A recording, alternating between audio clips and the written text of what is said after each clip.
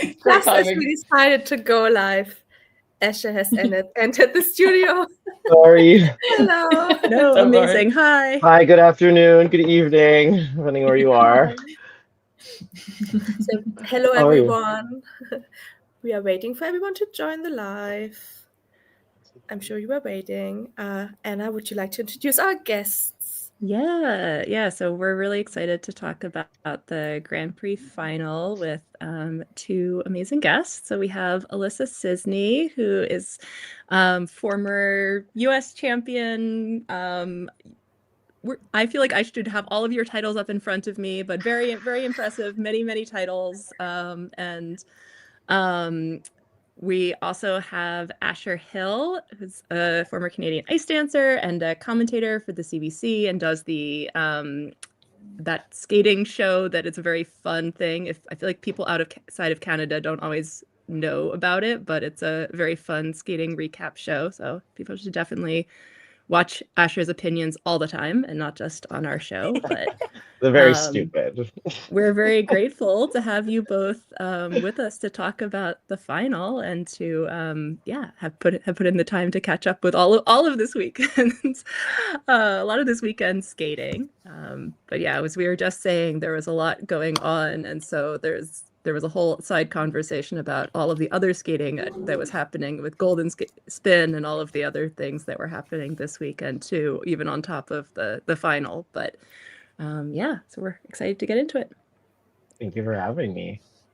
Yeah. I do want to introduce that Lois also has a new laptop, which is very important. Everyone who complains about my audio or the fact that I keep getting not kicked out by the fact that I have like a 13-year-old laptop, hopefully we're going to do better now.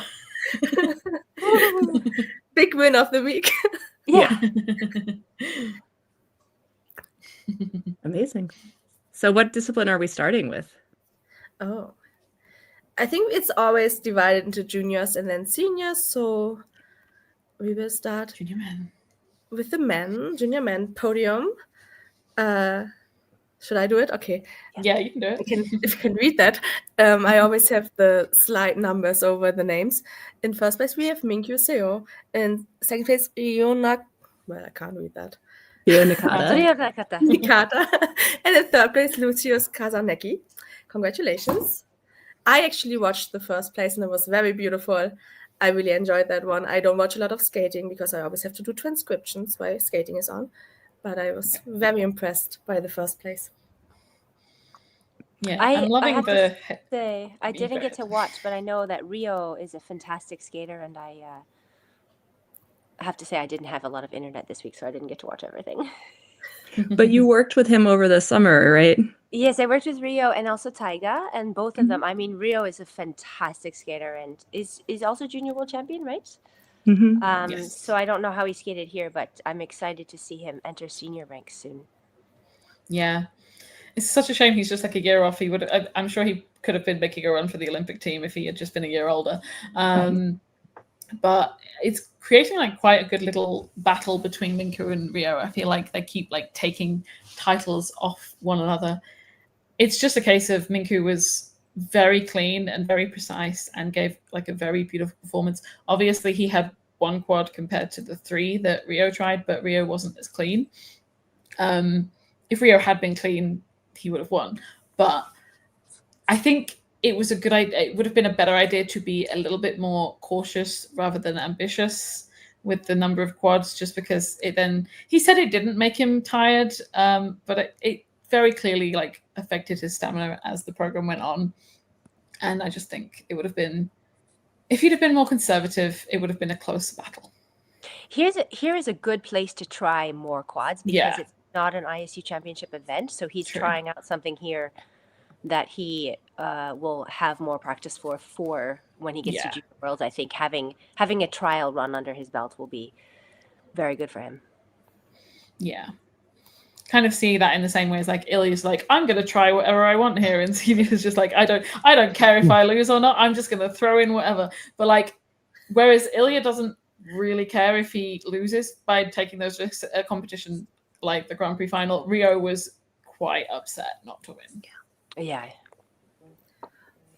I don't want to pull up the comment, but like, what was the gala song? I did not get to see the gala. I haven't watched. Jonathan has Yeah. because apparently it was a bit awkward afterwards. Oh. For no. or Minkyu?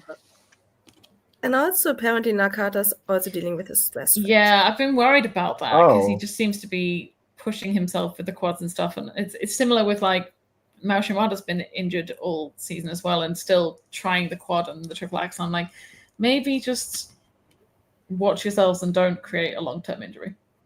Yeah, for sure, right? With all those quads that the men do now. Yeah. Is it in his foot? I'm assuming. Yeah, I think so. Jeez. Yeah, no. It's definitely not a smart thing for such a young athlete, and they're still growing as well. Yeah. Could chill on that, but he is a apparently- fantastic skater, I will say. I watched the short program. Apparently the Very song was funny. victorious that he skated during the gala. That's Oh no! slightly awkward. Fields of gold all over again. Yeah. Right. Should we move on to seniors? Yeah, well, I was I just can gonna just say say, I I did. just- So I did watch I watched Lucy's program, his short program, which I really enjoyed, and I'm excited for him. I'm just seeing, like, I feel like this was the first year that he had kind of been on my radar, and also Dennis Kruglov. I would say, like, Yes. if people haven't been following the juniors, like, yeah, actually, I mean, honestly, if people haven't been following the juniors, all 6 of these men are really exciting stars, and sometimes I feel like junior men are like a little rough around the edges, and I'm like, I don't know, are these, like, you know, how fun these programs are to watch. I really actually think that all of these skaters are like, like I said, I haven't watched everything yet. I'm still, even past this stream, planning to go back and watch these guys, because I think they all have really interesting, like, styles, and are maybe a little more polished than we talk about this with the women a lot, but that they're, like, staying in junior longer and everything. But I do feel like we're seeing with people like Minkyu and Rio especially, like, they are getting more developed even at the junior level. It's also Yeah. interesting, I think, with the junior women and the junior men, because they can't move up to senior. They have a rivalry that continues longer. They'll go up to senior and get lost in the mix, but there's a rivalry. So the top juniors keep getting stronger and better because of the rivalries. It's pretty impressive to watch. Do we also, Lucis, is he eligible for making the U.S. men's Olympic team? He's old enough. He hasn't got the minimums, so they would No. have to send him out to a senior competition to be eligible for that. But I did see that Jackie said, because of him being in the junior Grand Prix final, that really, like, helps his, like, standing in their criteria. Right. But yeah, unless he goes out and gets the minimums, he's not in the conversation. Okay, and that would be. Is there anything left that he could? Any competitions left he could get the minimum? Maybe continents, right? there might be some stuff. I do we mean, need? yeah, I I mean, don't think there's anything small in January, but it would be Yeah. tough because they're also have to very go to tight. nationals. Yeah. So. yeah. Yeah. I'm gonna have to go back and watch all of this because I just watching the junior dance. I'm like, these kids are really, really, really good. So yeah, Yeah. And, I will go back and watch the juniors. I always Yeah, have to pay attention to the seniors, and I don't get to always see. I'll I echo think, what yeah. So go ahead. I'll echo what Anna said, that Dennis Kruglov is a wonderful talent. He's not he hasn't got the quads like the other skaters yet, but he's it reminds me of, like, Adam Hagara when he was in juniors. It's just like a small federation nailing, like, the triple axel and the other triple jumps and just, like, enjoying, like, performing. But yeah, especially his short program was very fun to watch. Seniors? Yeah. Let's go. Lois, can you do the podium? Yep. Gold, we have Ilya Malinin. Silver, we have Yuma Kageyama. And bronze, we have Shun Sato. Not that surprising, the podium? No. What a treat to watch. I think the short program was the surprise. It was Yes. so nice to see Yuma finally just skate clean. That program was made to skate clean because the dancing becomes even better. So to have him hit that 108, like he's been chasing, the 300 for this season, it was fantastic. But then, Ilya Malinin comes out for his free program, and I'm out of breath, lying down. I think Yeah. it was interesting, and it's probably a good thing that Ilya had a mistake. I mean, he went for the quad axle in the short program, but it had a mistake prior to the Olympics and didn't win every single thing. It's way better to go into an event having already made a mistake and not been perfect for, so many years straight. So I think that probably was taking a little bit of the pressure off going into the Olympics and knowing that if he makes a mistake, he can turn around and win by 30 points. I know, it's mad. Obviously he's like way down on his short program score, and the fact that with that free skate he was still just like 3 points off the world record total score is absolutely bonkers. It's just insane. What a free skate too! Every single quad, right? Yeah. He did not only 7 quads; he did one of each quad, which is. I mean, we don't even want to do one of every triple sometimes. Yeah, and the last jumping pass was quad style triple axel. Like his auxiliary jump was a triple axel. Like it's just like, okay. Yes, right. Everyone's stressing about it. Like, oh, third jump in the program. Here we go. He's just like, yeah, last jump. I'm gonna come out with energy and then do a backflip. I don't know what to say about him anymore. And people talk about it's just like crosscuts. I don't necessarily agree with that because he has such mastery of his quads. He'll just do a rocker counter out of a quad because it's just so easy for him. Yeah. It was interesting to watch. Yeah, it was interesting to watch Ilya and then Yuma back to back because Ilya was exciting and Ilya was, I mean, legend status with everything that he did. And I think that Ilya is trying so hard to make you can tell Ilya really has made decisions about his programs this year. His voice is in the programs. He is creative. And then Yuma comes out and we have a complete masterpiece of a program. I mean, what a way to start a program. Both of them back to back. It was just a gift to skating. Yeah. And I was really thinking with watching Ilya's program here that he did take some of the choreography out, which is like it's somewhat understandable. I was thinking, I remember liking this program more. It seemed kind of empty this time, and I was like, oh well, yeah, I mean, empty because he's doing 7 quads. But it was interesting because often I feel like with Ilya, I don't see him making as many of those trade-offs. Like recently, he's been kind of balancing more of it over the last couple of years, and this felt a little bit more like the Ilya that we were seeing 2 or 3 years ago when he was like just doing the jumps, jumping drill. And so it's sort of the question of like where he'll go. Yeah. Did he change his planned program content just because he was in third? Do we know if he changed it in the moment, or was that his plan going into the competition? Because knowing Ilya, he might have said, well, I'm going to make history and I'm going to change my program right here. I think there was I saw a post of someone posting his planned program sheet. Okay. Sometimes I get confused, but one time I almost got caught by a parody account. It was like quad axle. I'm like, oh, he's going for 2, and then I realized all of them were quad axle. I'm like, quad axles. This is a joke. But I think the real one, I think he had planned to go for 7. That's amazing. I was caught out by the quad axle, triple axle short program because I had forgotten that was a thing you were allowed to do. And I was like, wait, what was he doing? Yeah. I would say my favorite of the jumping passes, though, it was that he did with the Euler triple axle, Euler triple flip. And I really like triple flip combos when people get the rhythm on them right. It's like so satisfying. And so I was like, I was happy to see him put, sure, it's just so he can get like one more slightly harder combination while he's doing everything as hard as possible. But it's very satisfying. And then he goes and does a different backflip in his short than in his free. Like he learned backflip this April. I can't remember. We were in Japan and he was trying to learn backflip. And now he's got 3 or 4 or 5 different backflips. Yeah. One of them's in his step sequence. He does like a rocker counter backflip. You're like, oh, okay. All right. I like that he and Adam did synchronized ones in the practice. Yes. That was a cute moment.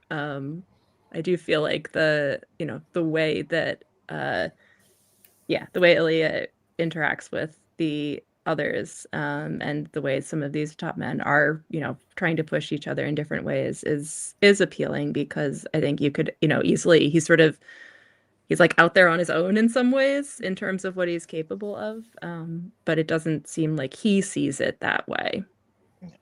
No, and having been around him at shows and stuff, he really wants, it's like a puppy, and he wants to learn everything. We were at a show and someone did a stop in a side flip, like a stop side flip. It was really cool. Ilya's over there asking how it works. Can I try it? I want to try it. Show me how it works. It's really fun to see. He just is so excited by skating. And then when I watch him skate, I'm excited because he's excited about skating, which is, I think, so important for figure skating. Not like I'm too cool and I can just do all this. It's like, look at what I can do. It's really fun to watch. I will say, I was really impressed with the new costume. I prefer the old costume. I like the old costume better. Oh, you like the old costume better? I like the this old one costume too. better. I like the one that was kind of like a corset. I did like it though too. It was very drama. I like that he's also creating his own like fashion voice. He's doing like little editorials and pictures. I'm just like, all right, go off. Walking into the competition with an outfit. Yeah. I love these walk-ons that with these. It kind of reminds me of like swimming competitions with like the curved wall on their faces, and it's like WWE start for figure skating. And the drummers this time, Oh yeah, drama. I loved it. Japan is the best kiss and cry. Japan is the best. Yeah, absolutely. The drummers were very cool. I really appreciate that, because a lot of these things that they do to kind of add the drama, it's like, well, because it's like often a little half-hearted. It's like, oh, we're almost getting there. But then like during the Grand Prix season, I felt like when they had these like walk-ons, they were a little underwhelming sometimes. And I know a lot of the skaters are really frustrated when they have to do them, because they have to take their guards off early and then walk over something to get on the ice. I was thinking about that. But it looked like this looked like it was like a very clean, pristine surface in this competition. That's true. What did you guys think about the others? Is Shun and I love Adam's programs this year, I must say. Oh. And Adam finishes his short program on the boards, right? Mm-hmm. Yeah. And then he starts his free program in the same spot. Yeah. Is there a storyline? Because I looked it up and there was supposed to be a continuation of a story between the two programs. Okay. I love that. Like the creation of Adam, and I'm really enjoying his stylistic choices this season. Yeah, me too. Yeah. I think he's done that about, was it 2 seasons ago? He did like a full like kind of a story between the two. Yeah, like an epic programs together. And I like it for him. He's very creative. His hand movements get me. He's like the took the Mishava of the men's event. But I really enjoy everything he's doing. He's just always just a little sloppy when it comes to his tech with his jumping passes, but he really just goes for everything. And I like the partnership between him and Benoit. And what's their other partner's name? The musician guy. He's also a composer, apparently. Cedric?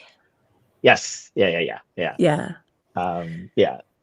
It's really I feel like in this competition in particular, I really felt like Adam was like fully invested in performing, and especially in the short program, his step sequence, it was like he was just giving this maximum energy, and that makes those like what could feel like kind of like frantic, disjointed movements it felt like it was coming from somewhere.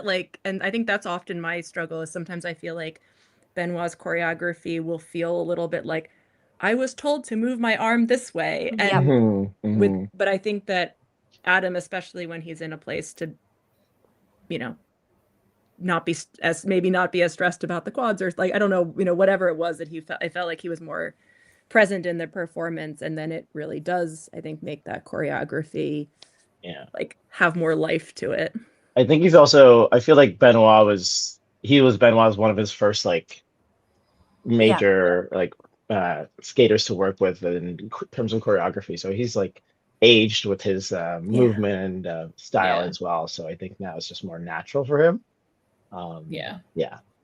It's also like amazing to me that we talk about what the men are doing in their program besides quads, because these men are doing so many quads. And one generation ago, doing 3 quads in your program was like you either did 3 quads in your program or you had a program. Yeah. You know, until we had Patrick Chan come along and do both. It's the men's event can easily be so sloppy because they're trying such hard things. Yeah. And I feel like we're on that precipice of like, we've got Ilya and Yuma and a few skaters doing both. Yeah. I mean, it's such a hard event that like, how would like to want them to both skate and to land the jumps seems like we're asking so much as spectators.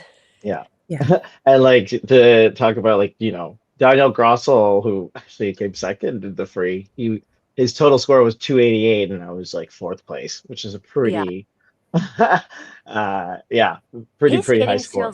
His skating skills have improved so much this season. Mm-hmm. I was highly impressed with his programs and his skating throughout their program, because it's been one of my pet peeves of his skating is just the quality of skating. And I think that he did not stand out in a bad way at the Grand Prix Final. Yes. You know, I agree. His skating was really up to par. I wonder, so I was thinking about this because I was watching a couple of slow motion and thinking about the difference in some of the men with their quads and how some of them really have a lot of pre-rotation and some of them less. And it doesn't seem like that is a thing that typically gets counted for. I think it could be maybe in the rules if somebody felt like going down on GOE. And like, I'm not trying to be a stickler about it. Like, I know some pre-rotation is necessary for jumps, but I was thinking about that with Daniel in particular, that like I looked at it because almost everyone had a quad Lutz. And so I was looking at the different quad Lutzes and think when they were showing slow-mos of the takeoffs and thinking, okay, there's a difference here between the people who are getting about a half a rotation versus the people who are getting a full rotation. And should that be a thing that we care about when judging those jumps? Because you're doing a triple and a quarter instead of a, quad.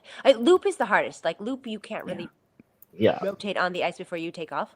But if you've really slow mode some people's quad Lutzes, they're on the ice for 3 quarters. Sometimes I'm like, how did you even do that? How do you not twist your ankle or your hip?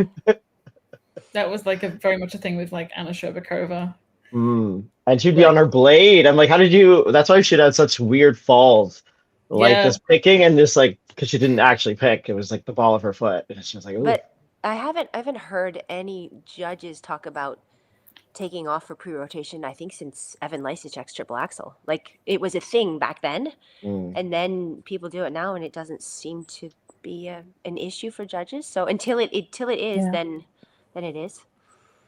Yeah, the next time I have an opportunity to like talk to somebody who's, talk to a judge or somebody on the tech committee or something like that, I would love to ask more about it because it is something that like I was realizing that's why I was finding some of the quads, they're all impressive, but some of them were, more impressive than others, and thinking like we often point at Daniel's like under rotations and whether they were getting called. And I was thinking, well, I'm not sure they were so much under rotated on the landing as I was seeing that. So anyway, and like not just to pick on him, he's not the only one doing it, but I was noticing it more with him than with some of them.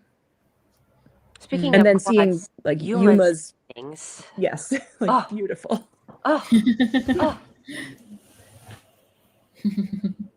There's just nothing to say except they're the best landings I've ever seen on a quad. That quad Salchow landing. Yeah.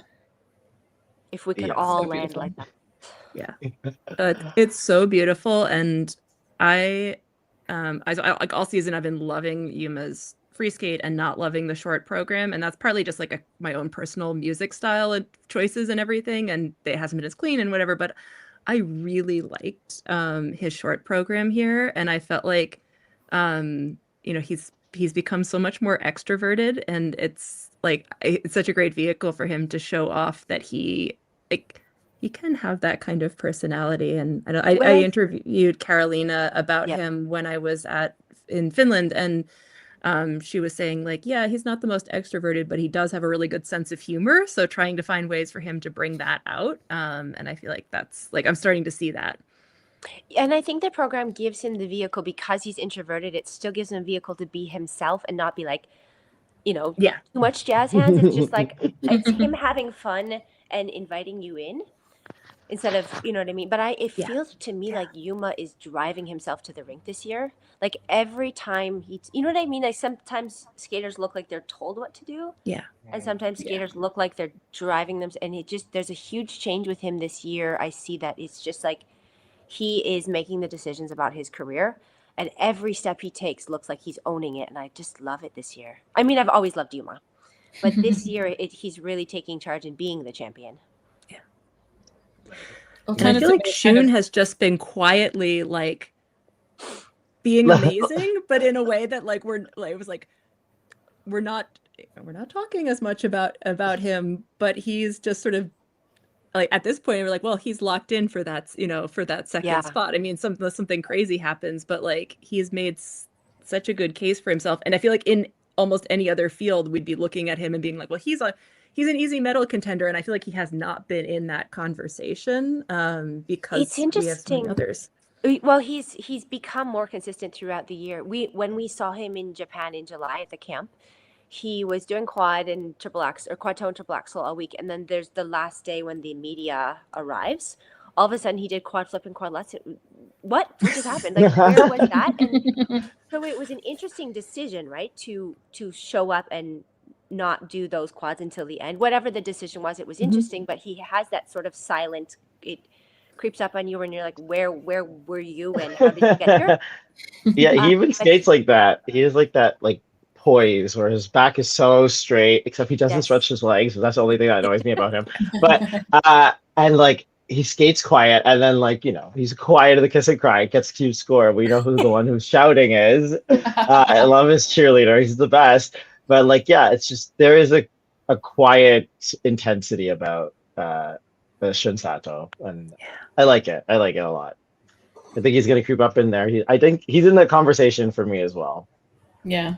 I was gonna say, alternatively, in terms of confidence, it feels like Shadorov is lost this season. It like he was so much more comfortable with his programs last year, and I understand the reason why you would want to go back to June after not having the greatest start to your season, but I don't think that was the program you needed to change. I think it was the free, because that one is the one that feels like he's really struggling with. I felt like the short was getting better like each time out, and like it feels like a knee-jerk reaction to then like switch back to June, and then that didn't even go very well either. But the free, it's a struggle, and he just looks lost. He looked like a junior compared to the other men here. Just in style-wise, and just the deer in headlights look a little. Deer in the headlights, yeah. And he's so young, right? Here, it feels like he's very young when he's skating, and I think the next quadrennial will be when he finds his voice in skating. Yeah. He was at. What was the last Grand Prix he was at? Was it Finlandia or no? There was something before that one. There was a skate. What was it before Finlandia? Skate America was before. Yeah. I remember him just starting his free program, and he already looked tired. Like, I don't know. I had to look up if he was like injured or anything, which I haven't really seen. But he just looks a little deflated compared to like last year. Maybe he's overtrained. I don't know, but I guess when we would have a conversation about Ilya, we'd be like, "Oh, here's Shidorov, who did so well last season, medaled at Worlds," and and within the Ilya escape of the quads, he found a way to make history for himself by doing it as the second jump. And so like that's like, okay, this is someone who can compete with him. He needs to improve his skating skills, but I felt like the skating skills have taken a back seat. I know the free program seems to be more important emotionally to him, but Shadorov is 6 months older than Melon. It's weird to think that. Some of that I think is experience. Like Ilya has had a lot of experience, so when he skates, he's older in terms of experience. And Shadorov, when he skates, looks like he came from junior. I know he's a world silver medalist, but he looks this year somehow like he came from juniors and doesn't quite have. And everybody matures at a different age in skating, and that's totally okay. I don't know if he's going to be ready in time for the Olympics to be ready. Yeah. Or to be where he wants to be, Yeah. I A miss lot can Kevin. happen. We'll see. Wishing him the best because he's Yeah. but I like Fifth Element, but I don't like that every program. No, yeah, it works in certain circumstances and it doesn't Yeah. work in this one. And I love the idea that he's skating to music from Kazakhstan and that he's doing that. Like that's like there's clearly like a reasoning with this program and everything so that he has some connection to it. But I agree it's not working for him. I do have to say Amy's- though, his quads, like watching Shadorov's quads makes me want to send students to Urmanov to learn quads, assuming that's where he learned them. Like they're really textbook nice. Yeah. I can see what Amy is saying. I think Misha getting that world medal has actually not been helpful in some ways. I think it puts a lot of pressure on him at a super crucial time, especially as he's kind of Kazakhstan poster boy. And I can see Yeah. that happening. Like it's a mental thing. It's a lot of pressure in an Olympic season. It's tough. Yeah. Because you get there and then you question what you did to get there. And then that whole next year you're trying to figure it out. Whereas the first year, you're like, I can do whatever I want, you know? Yeah. I feel like we always see that with Kevin. It's like he's getting there. He's not getting there. Down He's there. getting there. He's down there. Oh. Just want to watch the skate, that's all. Oh yeah, apparently in the mixed zone, which I should know, but I forgot. Misha mentioned that there has been a lot of pressure. So Yeah. Yeah. hopefully he is getting somebody to talk to about that. And Yeah. women? Yeah. Okay. 4-time. Okay, Junior this world. junior event was fierce. Yeah. What? With this, like everybody did quad axel, geez, listen. Imagine. Oh my goodness. Everyone tried triple axel. Yes. Yeah. And That's I was highly impressed. And there were 4 of them with almost the same point wise. Yeah. Second, third, fourth, and fifth are all like within this much. Yeah. Very Oh yeah. They're Like like the- within the- 1 point. I didn't notice that. Like because Yeah, the it twins was were very close. the twins both Oh, had the same, like I love that there are twins in That's great. I'm a twin, and so I'm just like, You- oh my gosh, me imagine. too. Oh, I didn't know you oh had yes, I did know that about you. Oh my god. Did you compete against your twin? No, we're fraternal. But we all did figure skating. Like Yeah, my sister yeah. and me as well, but we did junior Grand Prix, but it was the year of 9/11, so my sister never got to compete junior. So when we competed, it was like at nationals together, but never internationally. We got to compete together, so it was fun to see them both here together. I'm like, oh, I want to do it. Yeah.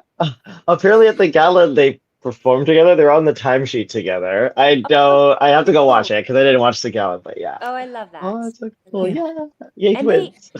They do that triple axel exactly the same with that like Yeah. inside edge back takeoff.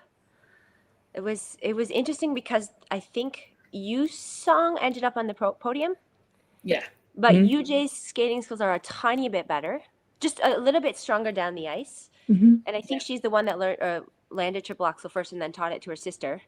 And then her That's sister gets the podium, but they're both at the same points. Like, oh, oh my They were gosh. good in the mix zone, taking pictures together, celebrating each other was very sweet. I love That's it. so That's cute. awesome. Yeah, I think Young might be like slightly ahead in performance, and UJ's like slightly ahead in skating. They're like they're not exactly the same when they perform. They do have unique qualities. Yeah, my sister and me too. Like, one of us would land one jump, and then the other one would get it, and then that one would land the next jump, and then and then when we competed, we always felt like we were competing with each other against other people. Mm. That was, and it sort of, to me, when they're skating, it looks like they're together, supporting each other. Yeah. Because one does something, so you have to do it. There's no other option. Like, she lands a triple axel, that's what you do. You don't question it. You just land a triple axel. Yeah. It's so fun to see them. I hope that they continue to be able to both compete together like that. Yeah, they were in the mix zone. Like, I did my triple axel, and then I wanted to see if my sister did hers as well. It's so cute. So cute. I love it. That's so adorable. Okay, yeah, I'm definitely have to watch that. Yeah, it's so cute. Let's see, who else? I worked with all the Japanese girls when I was in Japan this summer, and I mean, Mao Shimada is just Mao Shimada unreal. is next level. And like, what a shame she can't go to the Olympics. I She's know. Yeah. But I don't think Japan needs any more women in the mix for that. Their job's hard enough as it is. That's a good point. I just like Mao has been just at the wrong age level each year because the ages are moving up, and I just feel so bad that she's stuck in that spot and missing the Olympics when she's probably at her prime. Hopefully, which is crazy to say for us. Yeah. Senior. But yeah. to be I mean, that- she'll be Like, there's longevity for sure. Like her namesake Mao Asada had a very long career of just being peak. That's true. That's true. So- There's something about the way Mao Shimada lands her jumps where it looks like she can't miss. Like she knows exactly where that right foot is. Every time it's like there and then she lands. It's really impressive because she doesn't, except for the quad because it's a quad. Yeah. She doesn't look like she's going to miss any of those jumps. She knows where the foot is and then she lands. And it's fun to watch her sort of improve each year, even though we're like, she's perfect. And then the next year she's a little better. It's pretty cool. Yeah, I think there's still a higher ceiling for her, for sure. Oh, I for think sure. she needs to take out the quad though. The success rate on it is not beneficial, and if she has been injured all season, I don't see how she's landing it in practice, so I don't know why she's putting it in her program content. Unless it's just unless she knows that she's close enough to winning everything that it's for the future and she wants to keep practicing it for the future. Yeah. Like know how it feels in a program, for years, and then we get to the next Olympics and she doesn't question the fact that she has a quad. If it lasts. Yeah. Quads are hard to last for women. Yeah.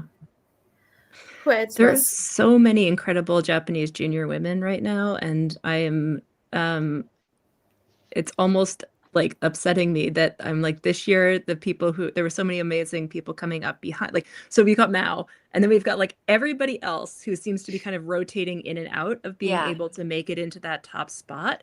And I'm thinking, we've got Rina Uzono, who was so amazing a couple years ago, and then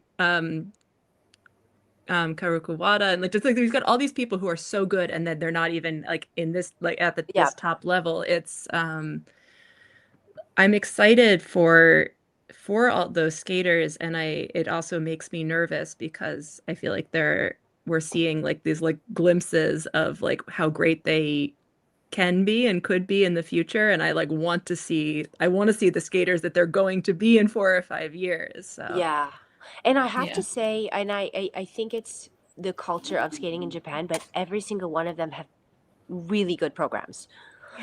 I mean, junior, it's hard because you're young and you're learning the jumps, and the jumps are still hard, and you're learning how to skate, and you're being mature, and they have some brilliant programs, and it's fun to see that they are experimenting with their own ability to do different styles of music at junior. When, like I said, when all those things are happening, you're trying to figure out, who am I in skating, and can I land these jumps twice in a row? And there's some really fun, exciting programs in the junior women. I love it. Yeah. Should we move on to seniors? Oh my god. This was the podium. Alissa Liu in first place, Ami Nakai in second place, and Kaori Sakamoto in third place, who won free overall and was crying in the mixed zone, which made all of us very emotional. Yeah. She was very happy that she got on the podium. What a change in the event on this one. Yeah. I mean, it was again another fierce event. It just there was a lot of movement because everybody's good. Yeah, if you look at the ordinals, I saw a lot of people going, this is like a men's event. But if you actually watch the competition, there wasn't... It's not like anybody did particularly badly. I mean, obviously, Monet had 2 falls, but everyone was just... I mean, Rinka did 2 triple axels. Yeah, exactly. And her shorts. Rebounding from a bad short, like Amber and Kaori, they were just performing well after having a disappointing short. It's not like everyone was like doing badly. No, it was such a good event. I mean, like I said, Rinka did triple axel in a short, 2 triple axels in a free, and she was last. And she's a brilliant skater. I mean, she has been out for that 3rd spot this whole season, and it's really nice to see her do well. And unfortunate that you know, being 6th here doesn't help her chances to be the 3rd Japanese woman, but Yeah, I was feeling a little bad for Rinka here because I think that she I would say she got some under rotations, but then I felt like Yeah. she was also getting marked not as, I wouldn't think that her PCS were quite fair here, and that's less about her and more just thinking about, you know, I watching Amber, Kaori, and Rinka back to back in this competition.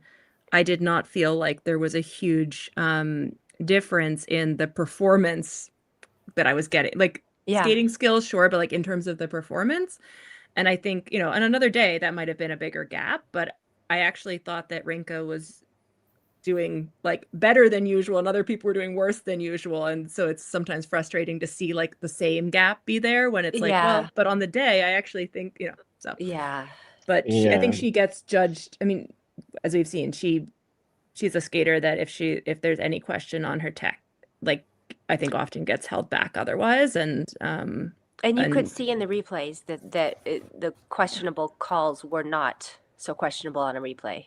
You know, and it's tough to see because I really like Rinka and I really like Ami, and I think Monet and Kaori are kind of locked in for those 2 spots. Monet had an unfortunate free skate here, which seemed so odd for her. She just got lost. She got lost in her 2 jumps, and then she came back, and that was great to snap back into it after.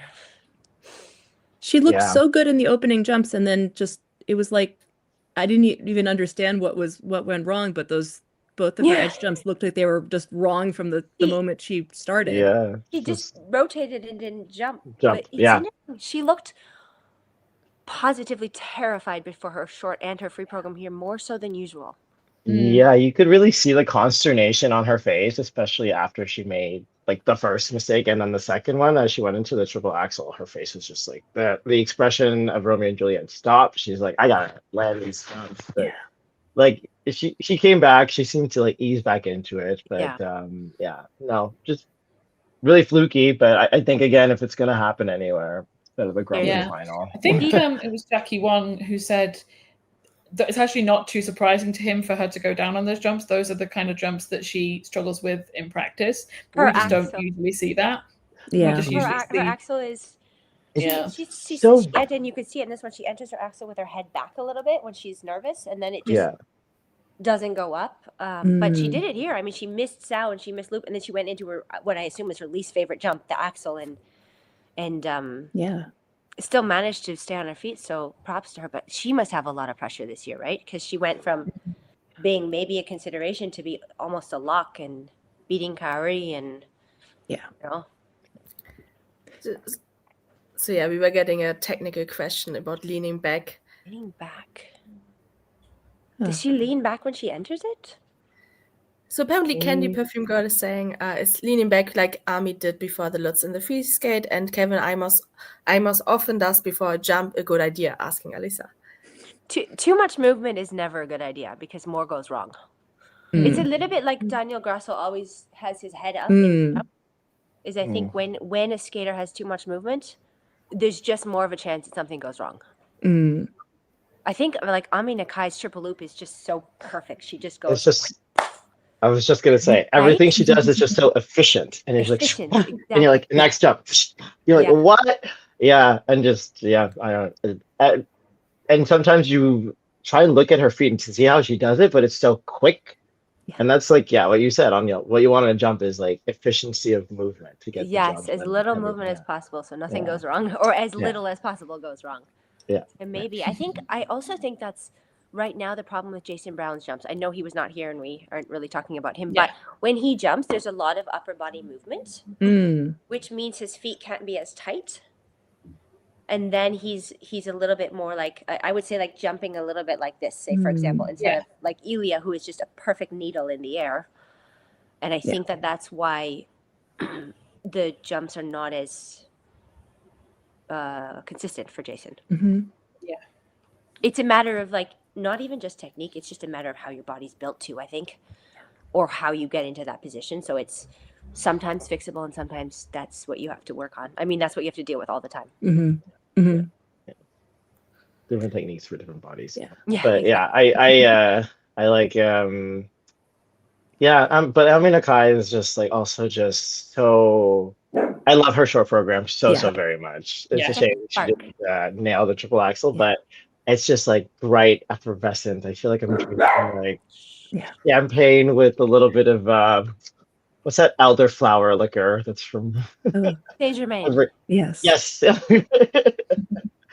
And it's just she's bubbly, she's fun, but just such a good competitor. I think in the free program is where she looks a little bit more juniorish, Yeah. but I think just the way she is performing right now is fantastic. And again, making a name for, I think she's gonna, like you said, that second spot is gonna be a lock for her. Not even that, she could win the Olympics. That seems to Yeah. be Yeah. what wins the Good. Olympics, right? Like that young, fresh of breath of fresh air, where it's just like they come in and they have no cares in the world and they win, and you never know. I mean, anybody could win the Olympics right now, it seems, in women. Yeah. I mean, that's so exciting, though. I was thinking is. about this, like the fact that like we came into this competition with like any of these six, or certainly at least like the top five, like, and with where the judges were going to be willing to go with them, like could have won, and that's that's so exciting. It also made me realize that I'm like actually quite emotionally invested in Kaori winning in a way that I was like, okay, hold on, I need to like, because like I love so many of these other skaters, I want everybody to do well, and I realized I was like, oh, I will actually be a little bit disappointed if it doesn't work out for her. And at the same time, I'm also so like I believe in her and her ability to make it happen when it matters. She really seems to be able to. I mean, even just like watching the one mistake she had here, where she had the pop in the free skate and then still manages to put the the triple toe on the combination. It's so good. I think even though she... Go ahead. I was gonna say, I think even though she came third here, with the mistake in both the short and the free, she can. It's almost like it should hopefully be a weight off her mind that if she was clean, she would have won this competition. Like she had the scores to get it. Yeah, when like obviously I've seen these skaters live, but like the competition live in comparison to each other, how is like Kaori just owns the stage and she has such speed and power, and watching it live in comparison to Alissa, for example, is there a huge difference? You know that sometimes when you watch on YouTube, everybody looks like they're the same speed. But you know that they're not. And it just, when Kaori skated, she just looks like she has so much more power and more a flow out of into and out of her jumps. Is it like a lot more in person? In comparison, like at the competition, I was just so curious. That like I felt like Kaori skater that I didn't appreciate as much as I do until I saw her live. And I think one of the things that's so impressive about her is that she has the stamina, that she looks faster and stronger at the end of her program than she does at the beginning sometimes. And I think that it's like why she's been able to do so well without having like the higher difficulty. The harder jumps. Like, yeah, it's just, but it lets her, I feel like especially her free skates, like build and end in this like incredibly dramatic, powerful way. So that even if there were mistakes in there somewhere, you kind of you're still her at the end. Where I think sometimes I was thinking about Amber, who also skates fast and strong, but especially with this free skate, I think it's more. I've seen Amber do this free skate clean, and it was a moment, and she can. It depends kind of on it building slowly, like that energy going with her. She needs the energy of the crowd to carry her. And Alissa is like, it's just like, it's like all the, like just that lightness, but it doesn't necessarily have speed and power. So it's sort of like I feel like Alissa was totally justified winning here with the also. And she was second and third, right? So she didn't she was kind of the only one who didn't make a mistake, and she didn't win either program, but I can see why she won overall. And I think she has her jump. The landings of her jumps have improved this season because sometimes she is short and she was not. But it's interesting that Alissa comes out and she looks completely relaxed. Mhm. Like she's there for a party and she knows she's going to land the jump, so she's just having fun, which is a really interesting way to watch a skater, because usually we go out and the women especially are like, I get it, I've been there. But Yeah. Alissa goes Yeah. out, and is it because she was, before she retired, she was doing triple axel and quad lutz, and now these programs are they easier for her?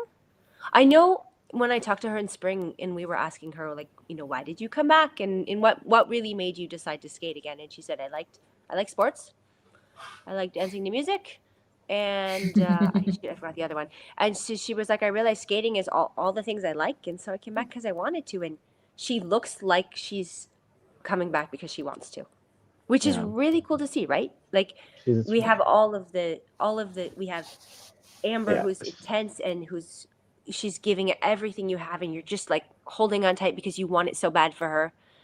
And then Alissa goes out and you're relaxed and it's a party, and Carrie goes out and you feel like someone took control, and it's really fun to see every single personality on the ice, and you want them all to win. Yeah. Well, yeah, I want them all to win because they just bring, like you said, that just variety of emotion. That's why, that's why we love skating. It's that it's a sport that also can play on your heartstrings, whether it's like a high emotion, low emotion, whatever. And when Alissa, well, first of all, I think Promise it's kind of, I think I'm officially saying it because I've seen it so many times. Like, I think one of the best short programs like ever. It's a really just good because short of the way it's just light and hits every single moment of the music, and it's just so well done. And MacArthur Park has grown on me. Didn't take very long. It's Donna Summer, so it's but I think just what she brings of that fun and lightness, and even when she's done, she does the little face. She wins, and all she can focus on is the drum in front of her. She's like, I just want to play that. I was like, okay, So sure. It's nice to see that. It is. As a coach or as someone who's coaching young skaters, it's really nice to see that she is a role model for enjoying skating. You don't have to get to the top and look like you're, at the chopping block when you're there. It's like, let me do a cartwheel and because I'm enjoying skating. It's so important for young skaters to see that you can enjoy skating at the top. And so having Alissa win with that relaxed, having fun, enjoying herself is so important for no other reason than to show young skaters that is part of skating. She was telling us in the mixed zone that she said, I've been confident my entire life. I've always been this confident. I think that's so amazing to see, because I feel like the sport really is hard on a lot of people. So I'm wondering if this is like a personality trait she's always had, or if like people around her always kind of nurtured her and supported her in that way. So it never changed for her, which is amazing if that's the case. She's so supportive of all the other skaters as well. Like, even just the way she looked at Mona after she knew she had a bad skate. She just stayed like composed. She's like trying to make eye contact with them, like really sympathize. I think that's sweet. And Amber too is so love of her competitors. Mm-hmm. It's so nice to see, because women's sports are not always that way. You can see that they all love each other and just support each other. I also think Alissa needs to like scrap the idea of doing this Lady Gaga program. Just stick with MacArthur Park at this point. There's only a few more competitions left of the season. MacArthur Park is working. Just stick with it. But there are going to be more competitions apparently, because she said after banging the drum, she's like, I can't wait to keep doing this. I'm like, oh, okay. Wow. It's nice to hear that though, because like obviously we know Coyote's retiring. Wagaba's retiring, like whoever else retires at the end of the season. It's nice to hear somebody say, I'm going to stick around after this year. Yeah, that's true, right? Yeah. As a spectator and a fan of the sport, who do we get to watch? Although those juniors coming up, that will be exciting. Yeah, but it's nice to know that there's going to, to have some continuity. Because I feel like I'm excited to see like, oh, what will Alissa do next? It will be surprising. It will be cool. Like, and that's going to be true of her, like whatever she does in life. But I'm Sorry, I'm reading one of the comments at the bottom. This one? She's never going to be able to bake that recipe again. Arthur Park. It's so good. It's good. They mean whatever they mean to you. I do like you're thinking, talking about what a great role model that Alissa is, and she is, and Amber and Ari are in their own ways too. And I was thinking about how like Amber is someone who has had to work really, really hard and find a way to be confident in herself and to figure out what she mental health to be able to perform. And she's like, and so she's like, I feel she's like a model in a different way of like, if it doesn't come naturally to you, like work to figure that out. And those are both like, yeah. I was just talking to Kurt about this morning, because I was saying that like it's so interesting because Amber is like, I was very much like Amber is, where it's like I had to try so hard and things didn't necessarily come easily, and I just wanted it so bad and did everything. On a side note, Amber's triple axel, wow, that landing is getting smoother and easier. And then Alissa is like, it's just like chill, and it doesn't look like she's working hard. It doesn't look like she's trying, and she comes in and just that relaxed stance makes it easy. So it's like two different natures of people too. So it's nice to see. It's nice for young skaters also to see that this is not everyone's way to get to the top. This is how some people have to get to the top. It's everyone fights a different battle, and it's really great to see that Amber is doing so well, because last year was sort of her breakout year.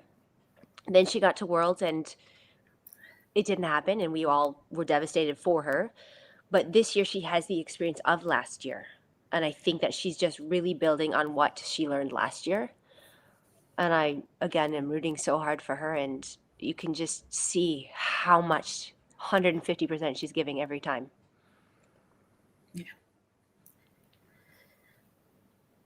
Have we talked about everybody? I think we did. Yeah, Pretty I think much, we should. I stance.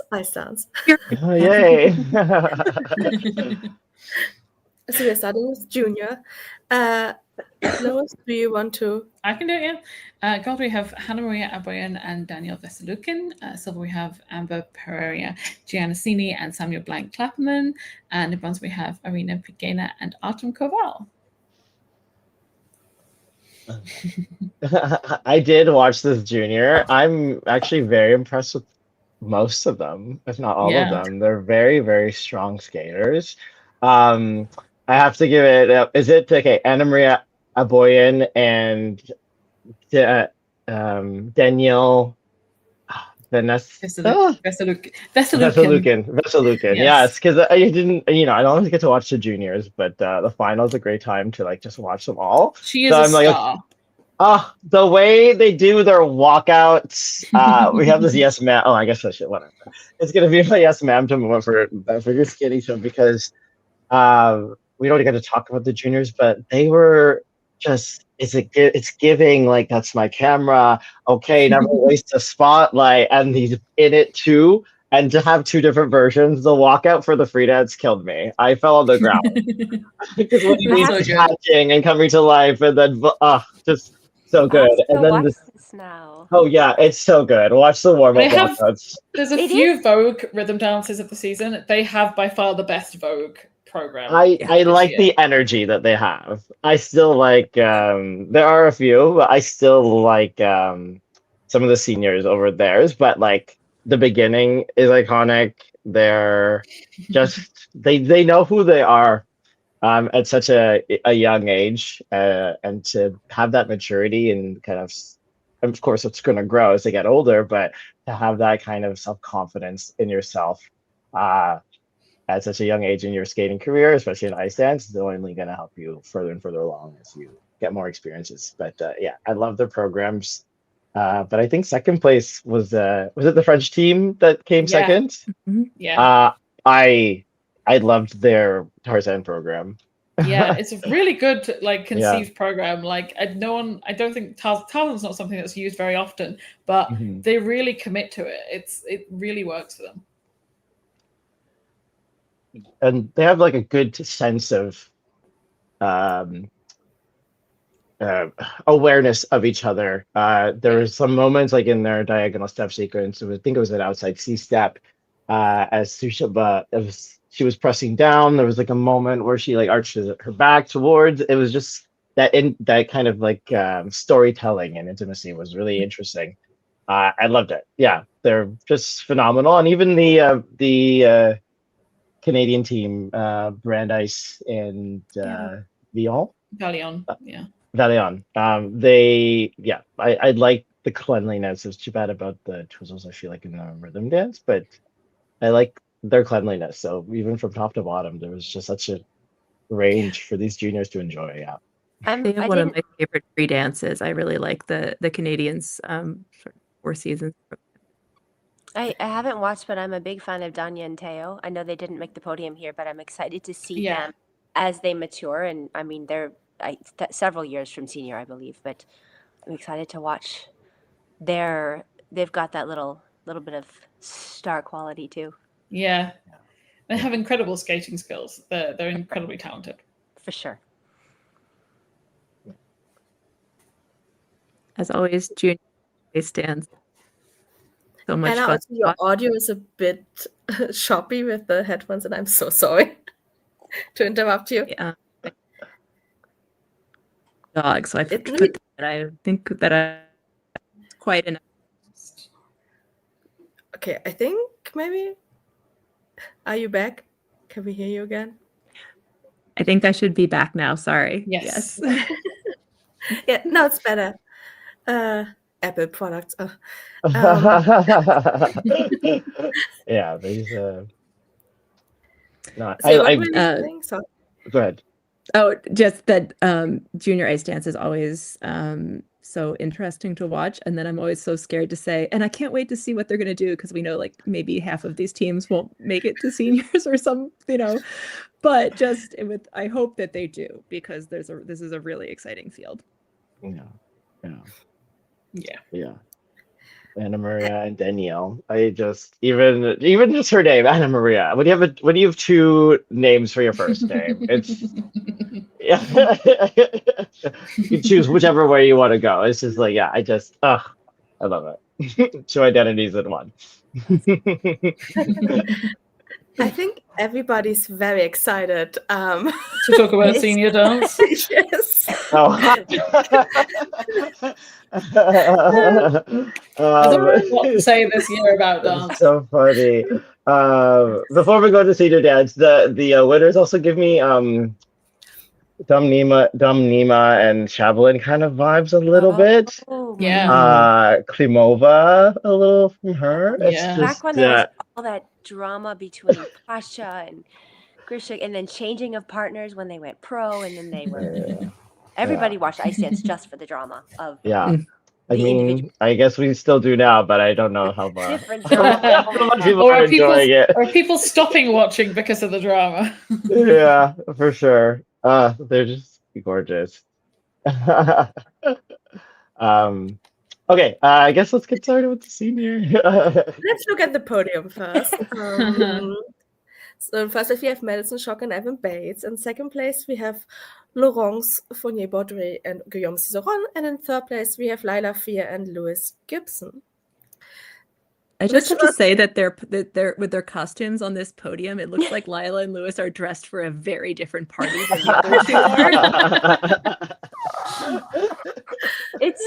are. It's quite a visual there. It is. Wow. I think it was an event everybody was kind of waiting for to see the results, because, of course, the first 2 places. And it's the first time the top 2 teams have gone up against each other as well. So.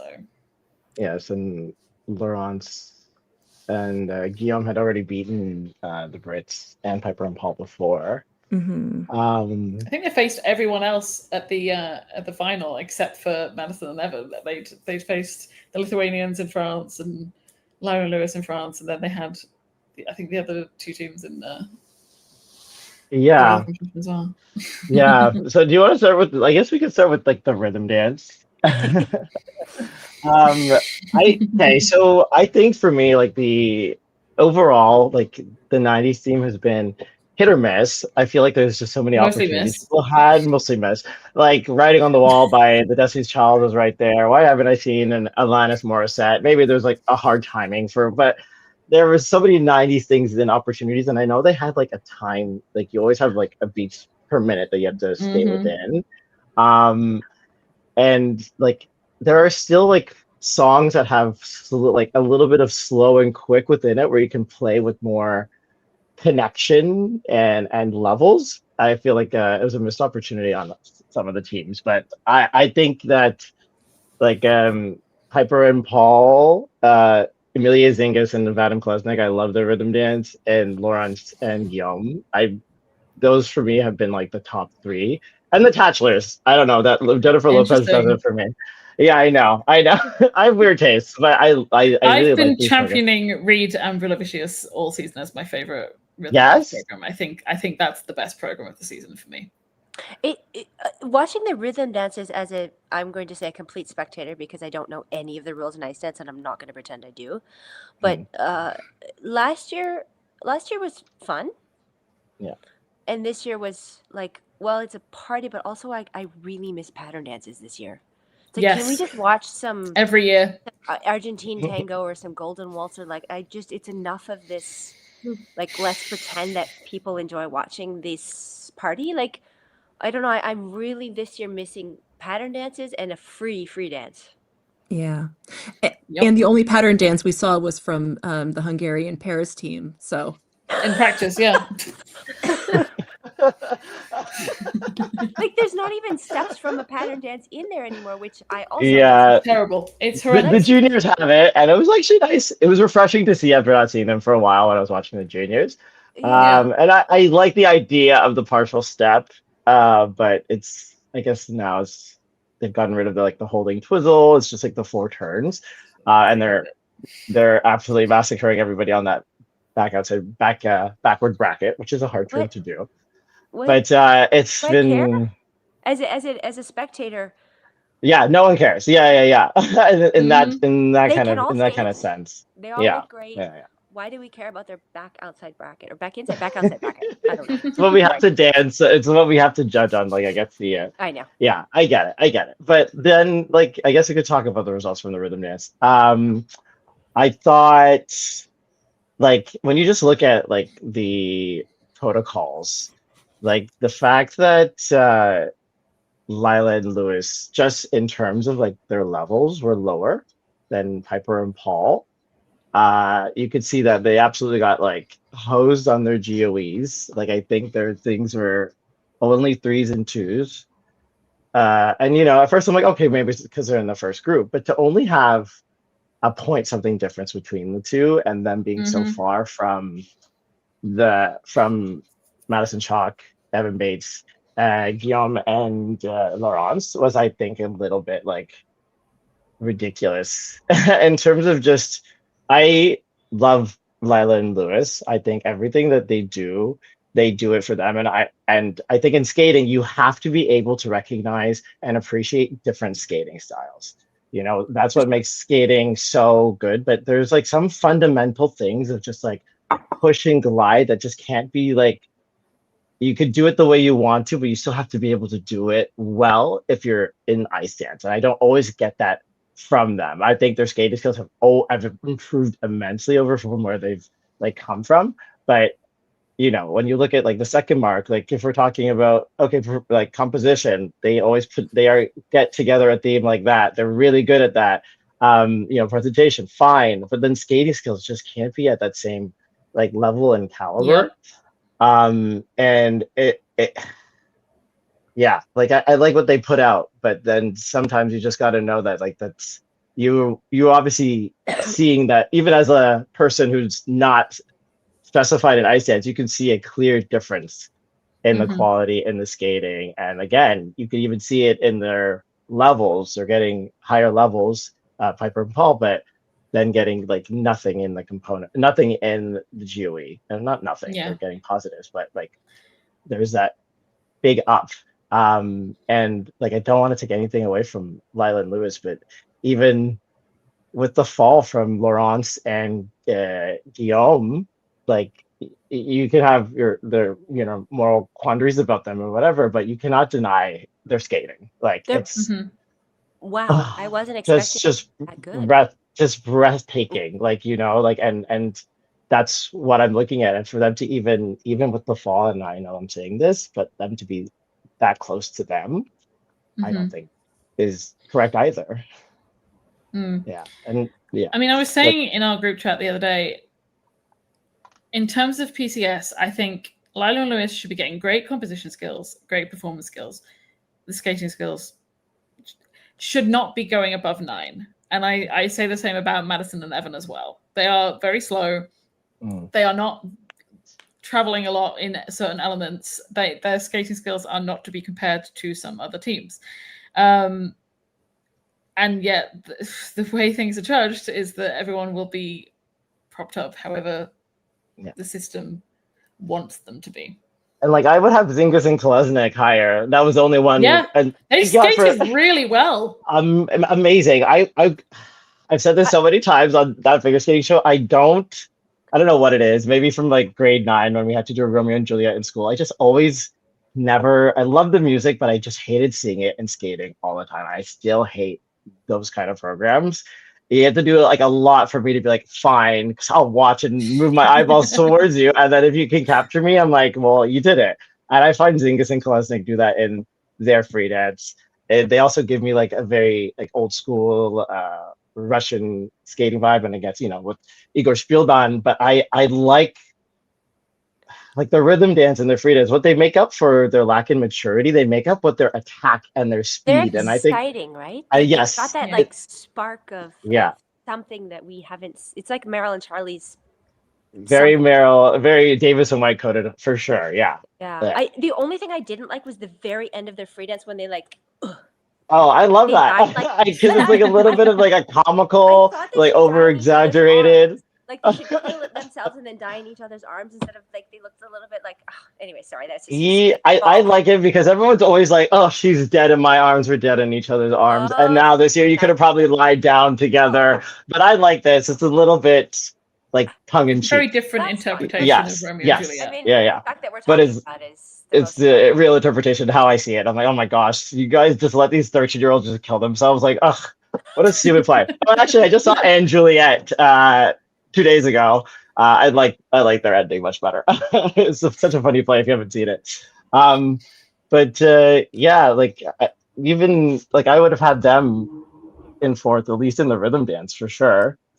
But yeah, I don't know. It felt like they were getting almost held down here because they're this is where you get into the politics of it all, and like it's funny, I'm watching our chat and everyone's debating the politics of it, which is also fun. But it felt like in Finland there was this sense that they were the only ones who weren't getting held down in the levels, so therefore they must have been getting unfairly propped up, and now let's put them in their place. Like that was the impression that I was getting from this, rightly or wrongly, like that. But that's how it was looking when you saw them actually up against the top teams here. They really do look like they belong in the top 6, and like they deserve to be in that spot. I also really love they do a rotational lift into a stationary lift with an amazing position, and we see a lot of the other way, like a lot of stationary into rotational, and it stood out to me as like such a nice moment in that free skate. They also did the 1-foot section into like a backspin situation, which was quite cool. I don't know, again, I don't know rules, I'm sorry, but I have not really seen that sort of. They were doing the 1-foot section. Is that Fear and Gibson, right? No, I thought it was Zingis and Kolesnik that did it. They did a 1-foot section into like a backspin situation. Okay, yeah. That I thought just, I don't know, maybe I haven't watched dance enough to know that other people do it, or I didn't expect it. No, again, it's a cool like added feature, and I think that's what you kind of gotta look for. Like, plus she was recently a freestyle skater, so she's got that little bit of like that about 3 or 4 years. And they use it a lot, and I think it's a nice addition. It adds like that spark, and she's just very quick. She has like a nice quick twitch when there's like a jump, which and which is like also very Meryl and Charlie, because Charlie was like had that quick twitch too. It's like Charlie was a free skater. Also was Meryl, but yeah. Charlie was a junior national pewter Yeah, medalist. can he do like triple? Yeah, he can do like triple toe now. He did, because I used to go to the rink in the morning at 8:45 and say, "I challenge you to a long program," and he'd be like, "All right." I'll challenge you to a long program. I'm like, you have fun with that. I'm gonna do my long program after I warm up for 10 minutes. It's so funny. So was it that Axel entry that was the thing that got? Do we know yet what it? That was So- the illegal move, I think. It said S though, which is like separation, That because was it wasn't. That was it something else. So, was there a legal move and separation? Yeah, I think this. I Oh, think that people the separation was the separation might have been touch. that they joined hands before the end of the element or something Yeah, like the that. midline. Yes. And then yeah. the illegal move was that she does like a 1.5 kind of axle Wait, I'm looking towards at the it right beginning of the now. program. And yeah. Oh, there you're right. Two There different was an things. illegal move and an S. Oh, Yeah. wow. Yeah, I So guess they've really she got did a hosed. 1.5. It's like, yeah, because like They've obviously been doing it all done that season. move the whole season and no one's pointed it Yeah. out before. So Yeah. yeah. So I mean, they did that to Guillaume Laurence. They're like, you just did a choreographed step. Like, wait, what? We just started. Anything yet?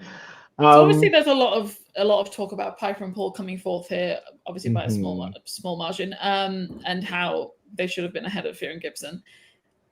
While I agree, yeah, I do think there are a lot of things they need to tweak and change about their programs.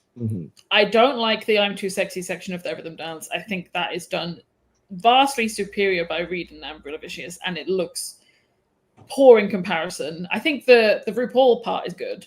Yeah. But I think it's mismatched. And the choreo character step in Vincent does not work properly. It's too much of a slow part of the music for that element. So it's not going to get a high GOE because it's not impactful enough. And I don't know if they need to move it or change it for a different choreo element. But something there needs to change for them to get better scores. It's unfortunate that they have to do that in their I think Vincent would be better with fewer rules, but the rules of the free dance make you have to let's do this in the middle of It's too restrictive with the. They're trying to make things more options by having 7 different choreo elements, but then or the rules within those choreo elements make things too restrictive. As a judge, I don't know, maybe. Yeah, because it's like what. And it's like we're always trying to push the sport more. It's like how spins are now look like someone doing transformer things and just jumping, jump, switch, now look up. It's really cool. And one of those used to be cool features from a skater could do it more uniquely or something like that. Now it's everyone's kind of doing it. It's when that used to be just choreography and a cool move. Now we're forcing the full choreography into exactly. Yeah, which is not what a free dance is about. And I think quite literally the word free, but I think I think some choreographic elements are better than others. I think maybe I know that the choreographic step is optional, but everyone chooses to do it. At one point you had to do it, and then they changed it, made it optional, but everyone still does it, and it doesn't need to be in every program. No, I don't think so. I think we would want to see more full skating as well. But then I guess you fill up that time in the full skating with choreography, and then you never know, your choreography may be called, "Oh, we thought you were doing an assisted jump instead of just Oh no. We would never have had Torval and Dean's Bolero with these requirements. Yeah. Right? You can't because you can't stand still for that long anymore. I think the rule back then was that the time didn't start until you got on your feet. So their little bit at the beginning of Bolero didn't count for the time. Yeah. So until they got on their feet after the the start 25 seconds. Bolero, the time didn't start. Whereas now it's you'd get a late start or a deduction if you just stayed down there for that long. But I will say it's annoying, coming from the ice dancer, and every year there's new rules, and it's just different from every other discipline in that terms. It's interesting to see, from pressure and restriction comes more creativity. So I think ice dance and the teams behind all the ice dancers and at IM or in Scarborough or all the different camps, they just they've done a good job with trying to like still find creativity within this time, these little boxes. And I know that skating fans are very frustrated with, you know, the technical panel and the judging, which is, you know, taking away that pleasure that we want in the sport. Like all of these skaters are out there doing their job. Like as much as I'm talking about Lila and Lewis, I really do love everything they do, and they do what they do well. You know, like I was dying when they came out with that voguing program. I liked that they were doing a diva run. I thought they were going to do another diva for the Olympics. But you know, even this one is fun. I think it just doesn't, for me, have the same caliber of difficulty. And like when you look at the other top three, they create a moment. Like everything they do is just has like, oh my God, this is gonna sound so rude, but they're expensive. Like whether you like what Evan and Maddie are doing, the theme, the intensity in which, and the cleanliness they are attacking this Matador program is like believable and it's like expensive. Same with Guillaume and Laurence. You're just like, I'm selling what you're buying. Paul and Piper with the Vincent program, you're like that. There's like a higher level of something, and I think you can, and it evokes a different emotion. Like obviously Lila and Lewis, the crowd was on their side, and like everyone's into that energy. And I think while the other ones pull on your heartstrings in different ways, I think you could also do that with a joyful program like they have with this Celtic Scottish dance. But I don't think it has that same pull for like the happiness where these ones you know what I mean? It doesn't have that. Like I would say that even Allison and Celius and Vadim and Emilia have more of that pull for me in this event when we're seeing them go all head to head. And that's just, so. Yeah.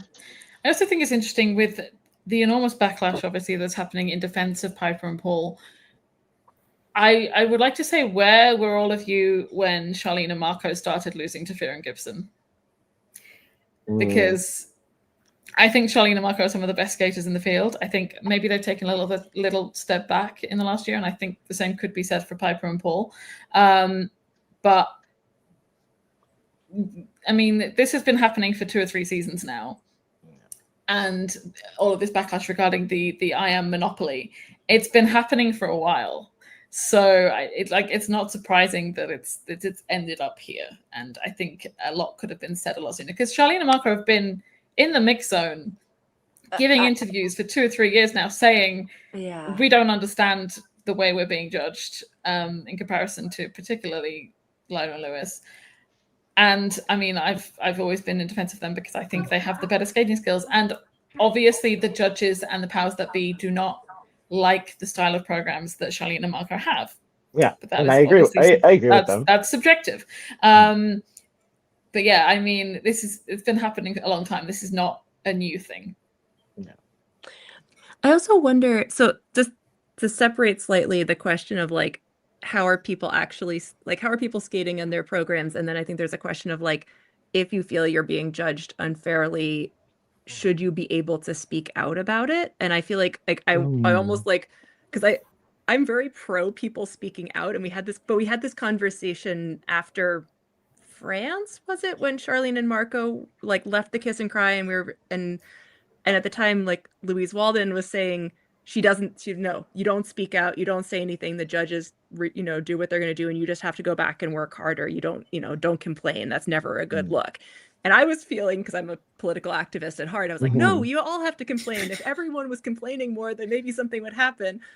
And then I feel like we had the Finlandia situation where suddenly people were complaining, and the fact that it was not only Marco and Charlene, but that it was also Piper and Paul, and it was also IM teams, like that changed the vibe.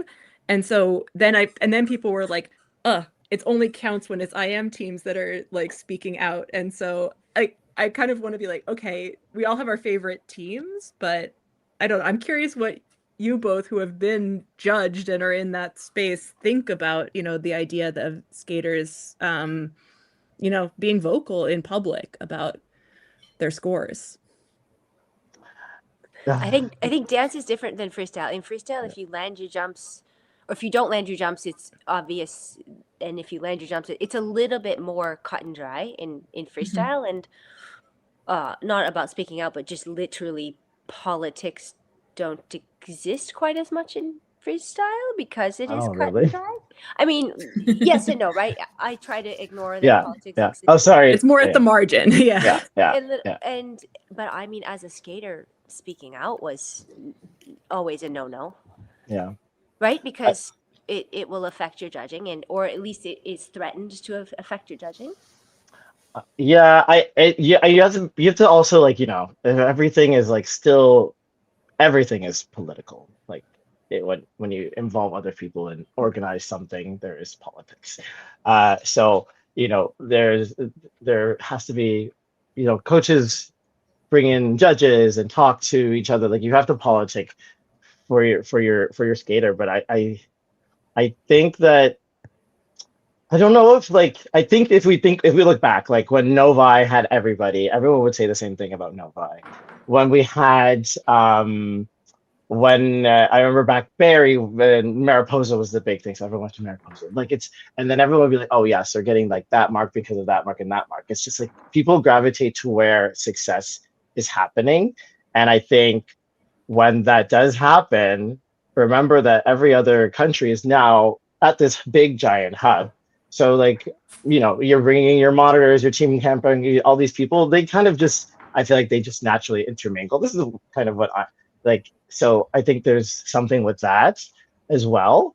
But as I don't know if, obviously, if you're politicking, like I'm saying, there's some sway and there's something definitely happening, but I don't know, like, how, like, super direct everybody is. You know what I mean?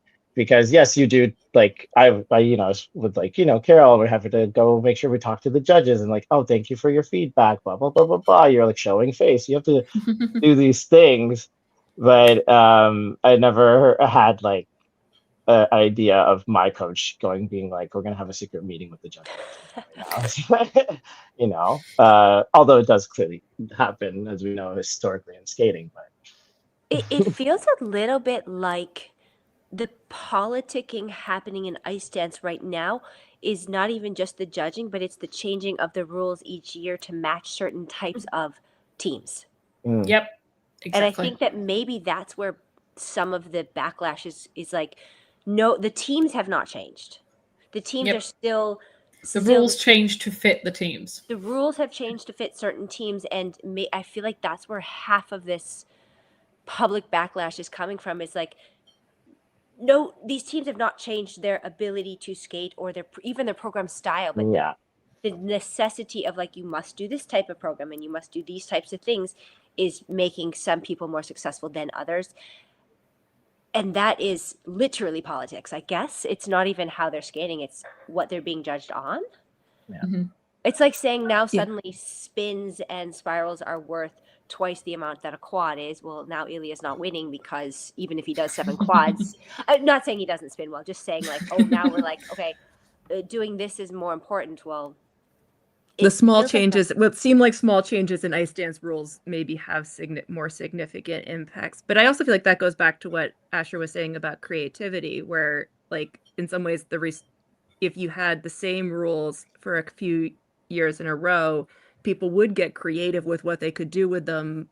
But because they're changing all the time, you're spending so much time trying to figure out what the rules are. Like, because I was thinking, like, even a team like Yuka and Yuho, who have thrived under this system, still feel like the rules for the choreo rhythm sequence are, like, confusing and making it harder for them to be creative. And so it's like, okay, if even a team that, like, that's like a great element for is frustrated with it, then, like, we're, what are we doing? But I do wonder about the, like, thinking about, there's, like, a question of what should the rules in the technical panel and the technical committee be doing, and then there's this question of block judging, and I don't know, maybe they're related questions, but I feel like we keep making guesses about what is happening with the judges in ways that we're not actually, gonna know. Yeah. I wonder, like, if we were to talk to, say, for example, Piper and Paul, who have been together since 2011, and Long Maddie and time. Evan, who have been together since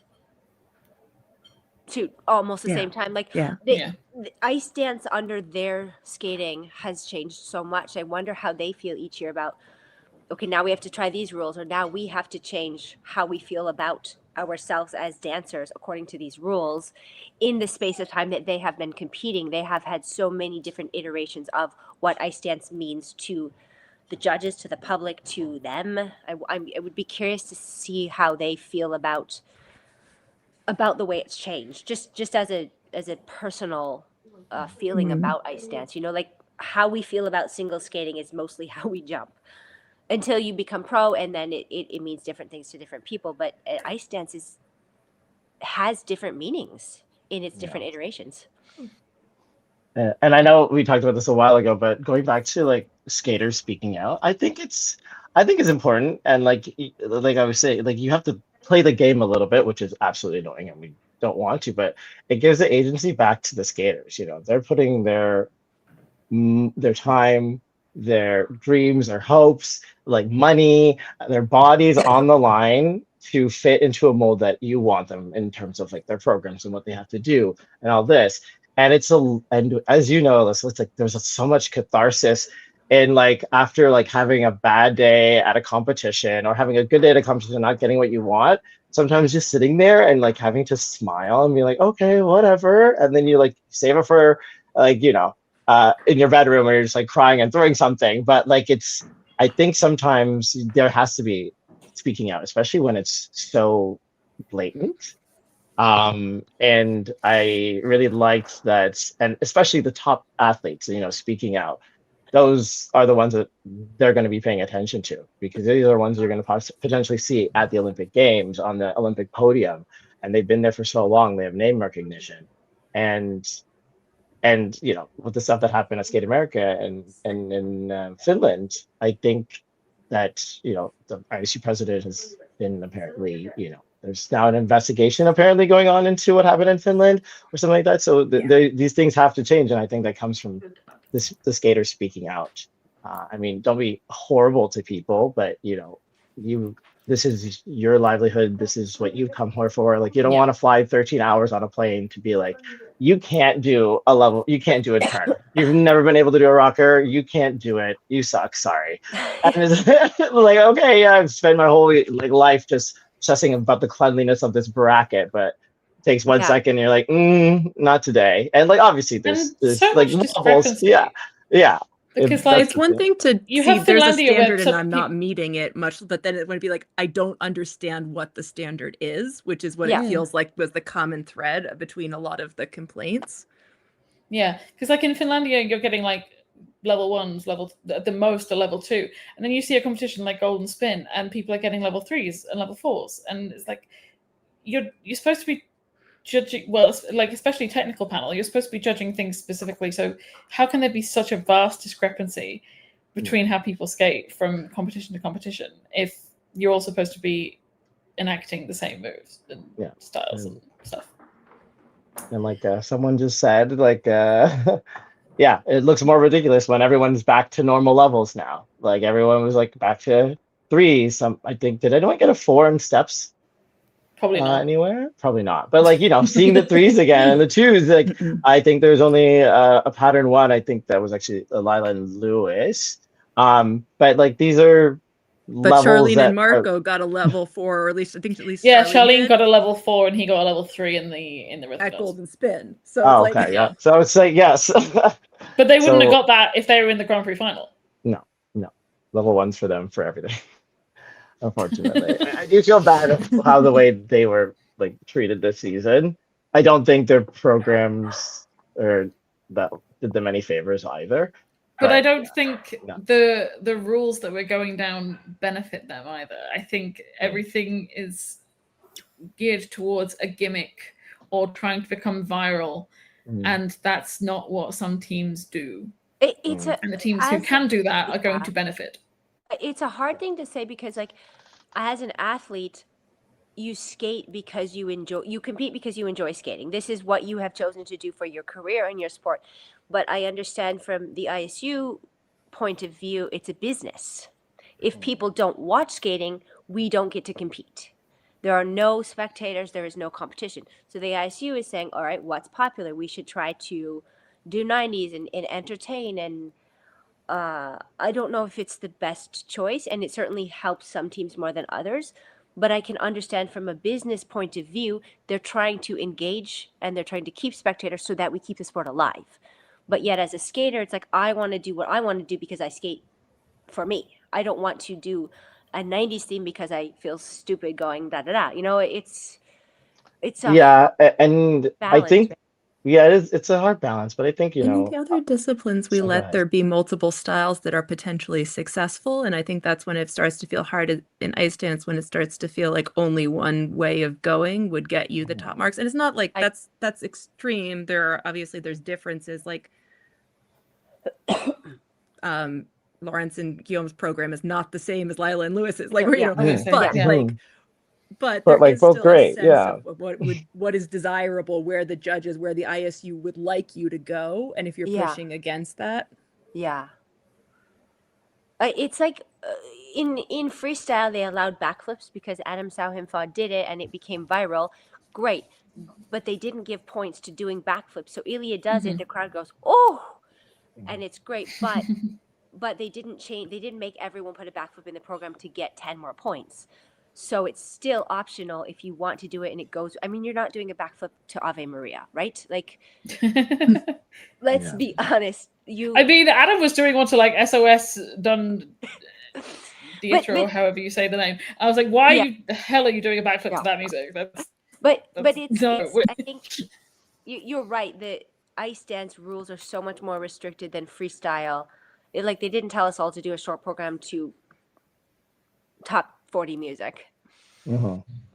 So I'm a little bit sad to see that ice dance is forcing a certain style when I would rather watch someone do the Paso Doble and someone else. Like, I mean, I want Lila and Lewis to do what they're doing. That's what they should be doing. I love it. I want to watch them do that. But I also, don't necessarily that they made it so that the 90s you had to be upbeat. Completely ruined the entire point of doing that genre, because like there were teams who wanted to do Bittersweet Symphony or Oasis or all this other kind of great 90s music, and they couldn't do it because they had to do something that was upbeat. So we have a million Backstreet Boys programs, a million the juniors programs. Stop it. Yeah, I agree. Like when you had the section where you had to do the partial, just give that the parts. Like if we're still talking about right now, that should have been the only place that had the BPB or whatever. But then for the whole thing, absolutely not. Like they're missing. The 90s had the best R&B. Imagine someone doing a Smooth Operator program or like some Sade in there, some Angelo. It would have been so amazing. You would have had such dynamic programs. But instead, they're like, oh, the party thing kind of happened a lot. Like when we did the 80s, let's just continue it in the 90s. I'm like, well, before the party is like the pre-drink or the getting ready. So could we have like the slow bit before the high? Like that makes more sense. And it would be so much more interesting to watch than to just go each program. It's just like diversity. It's so much more interesting. And if you imagine going to Worlds and you're gonna have to, or the Olympics, and you're gonna have to watch 20 something of these, and you're like, I'm so exhausted. And it's like 2018 all over again, where everyone did Despacito. Yeah. Or we just go back. It was horrendous. There were like 5 Despacito programs.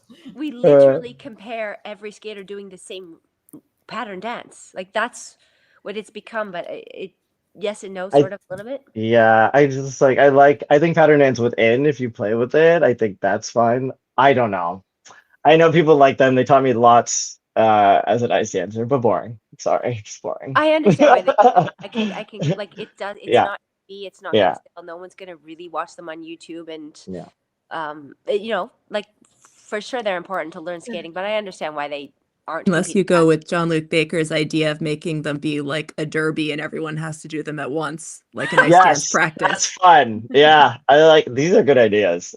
This is what's gonna get the people. We need figure skating derbies, I think. Yeah. That's funny. I once asked, because I took all my pattern dances, I tested them all. because I wanted to be an ice dancer, but I asked Pasquale if I could do them in the reverse direction, because as a lefty skater, I was like, all the Twizzlers and the Ravensburger go not my favorite direction. So could I do, the Ravensburger lefty? And he said, I guess you used to be able to, but now, like, obviously everybody in a warm-up, could you imagine going the wrong direction during the derby? That'd be exciting. Which happens anyway. Like, ice dance have more collisions in warm-up than anyone else. I think people were wants to know who's gonna get Olympic gold in ice dance, and I think that's a very interesting question. And I'm gonna put my money on Laurence and Guillaume, even though I think Maddie and Evan are as likely to win as Laurence and Guillaume. Just gonna say it out loud. From lengthiness of partnership and practice, I will still say Maddie and Evan, because there have been 2 falls now in 3 competitions for Laurence and Guillaume. And they're also going to be a lot earlier in the starting order, which can negatively affect your score. I mean, I think they will get the scores anyway, but it can negatively affect your score if you're starting, say, group 3 instead of the last group or something. Sure. Because their world standings are not going to be up there by then. But do you think that the team competition will... is France? I don't think Guillaume and Laurence are doing the team competition. I think that's what's been said. France hasn't qualified for it, right? They will. They will, okay. Because they only need a pairs team, and they're going to get the spot for pairs anyway, because the Uzbekistan pairs team is split up. Okay. So they'll still inherit a spot there anyway, so they will be in the team event. But as far as what I was hearing, that Laurence and Guillaume weren't going to do the team event, so I guess Evgenia and Jeffrey are going to do it. My favorite I love them so much. I really, really, really do. And I also love Bjork, and so. But I do think the team event benefits you massively, as long as you're not getting burnt out and not doing like competitions too close together. It gives you a build, right? It gives you the opportunity to perform in front of the Olympic crowd as like a tester before you do the individual event, and like that's what made Tessa and Scott go viral before they even stepped foot on the ice for the solo event. Like they'd gone viral from the team event. Yeah. So again with the Shibatanis as well, they had a great like team event as well in 2018, and it gets you that support earlier than it gets attention on you. It's interesting because not to bring the topic back, but Marilyn Charlie versus Scott and Tessa in the previous Olympics, in the one that Marilyn Charlie won, they were more consistent throughout the season than Scott and Tessa, and I think that's the reason they ended up on top. And so we're talking. They also have better content as well. I think like Tessa and Scott that year were not as good as Tessa and Scott were in 2018. But the consistency of Marilyn Charlie definitely helped their season at the Olympics. Yeah, and we're talking about consistency. Laurence and Guillaume have not been consistent. I mean, they're brand new also, so it's hard to talk about consistency when you literally when you're so have new, never seen them before. But the consistency of Maddie and Evan throughout the years and this year does give them the benefit going into the Olympics, certainly. But the fact that Laurence and Guillaume are brand new, every competition they get wildly better than any other team because their trajectory is different. There's just even like they're good now, but there's still places that they can go for sure. You just can't deny them. I don't know. I want to be a cop out so badly. I'd be like agnostic, and I'd be like, I just leave it up to the ice dance gods, even though they haven't been listening. But I think, gosh. I feel like the ice dance gods are listening because there's always like a fall or something. Yeah. It's like, but it does feel pretty clearly like, okay, those are the top 2. And for me, I'm almost more interested in the who's going to get third and and it's and again, this goes back to my thought of like, can everyone who's not an IM skater, band together, or is it the Canadians versus the Italians, and they're both fighting so hard for that spot, like, not that like I'm saying that people are going to like sit down and like literally make a pact, but like it does feel a little bit like, will the ice dance gods allow this, I mean, has this happened before that all three top teams, like all three medalists, came from the same coaches? Is it possible? Is it even politically possible? We need someone like. Oh, you mean in the Olympics? At Yeah. Olympic Games, has that ever Yeah. happened? I don't Oh think my so, gosh. right? Like I Because the Um, last couple of times there's been a Russian that was Yeah, up there right. with the others that were Yeah. from Montreal. Okay, what's going to happen? It's going to be like 2006 Olympics all over again. Someone's going to wear feathers, and then they're going to be feathers that no one sees on the ice, and then every team is going to fall unexpectedly. Sorry. Yeah, 'cause It's like 2006 even in- Olympics, right? Even in It's so- 2018, when there wasn't a Russian, it was the Shibutanis, and that was Marina, not Ice Right. Academy of Montreal. Yeah. So And then surprise, we end up with Evgeny and Jeffrey winning everything because everyone else Imagine. is yes, put them Not on that top. I'm saying they have a plot to have some feathers on that Bjork Uh, costume, but Right. well, Bjork would want them to have feathers and scales and everything. Yeah. More face paint. I feel like we've been on that dance for a while. Oh my gosh.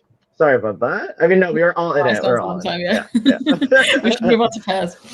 dance is where the politics is at the moment. So there's Yeah. so much to talk about. But Oh yeah, guys. I just wanna actually. Caitlin just gave me great advice. She's like, honestly, she's just like, I haven't been looking at scores in 10 years. So I'm like, that's the vibe. You're right. You're right. These are just numbers beside their name. Maybe the number they skated. I guess I just like the skate. I might just go that. Just play dumb. Yeah. I do want to say we were talking to Lila and Lois in the mixed zone, and the next competition they have is Europeans. Is that the next Yeah. one Yeah. that they have? Mm. And they were talking about how special it's going to be to do Old Lang Syne in front of the audience, which I'm sure that's going Wait, to be where very is special. Europeans? It's in England. Sheffield. In Sheffield. Oh, okay. See, We're having that. we're having a whole Yeah. team I journey mean, Yeah. it to is Spice Sheffield. Girls.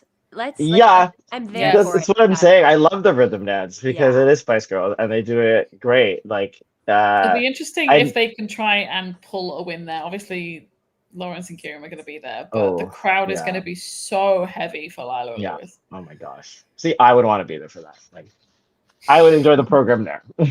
But I love their. I I am love their going rhythm to dance. Europeans. We all Oh, are. All We're, of all, us are we're having a whole AnythingGOEs trip to Europeans. It's Oh, the first time, yay. despite the fact that it's been Nice. like 7 years, this will be the first time Ellie and I have seen each other in person. Wow. that's amazing. No Yeah. idea how oh, we are going to do the live stream or the tweeting because we will be in the audience, but Yeah, we will figure that out. figure something.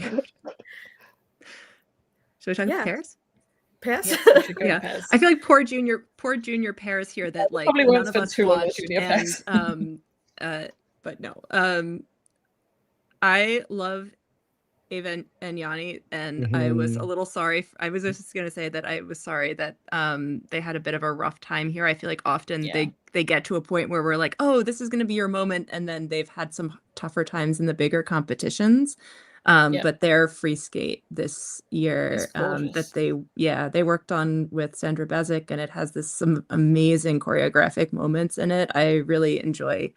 I think they're really on a great trajectory. So not to say anything again, not about the other teams that are also fantastic. I just like for people who haven't watched the juniors, I definitely recommend their free skate. I'll be honest, I haven't seen their free skate since we saw it. I mean, we train with them a bit at the Granite Club, and I haven't seen it since spring or early fall. But I'm excited. I'll have to. I'll take a look and go watch it because it looked good. It looked like it had the potential to be good early in the season when you just see it in bits and pieces. Yeah. So, Mhm.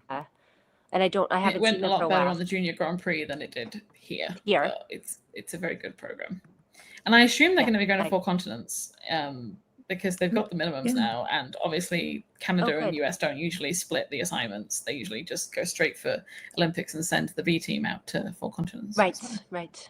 yeah. I got 2 of those. It was nice.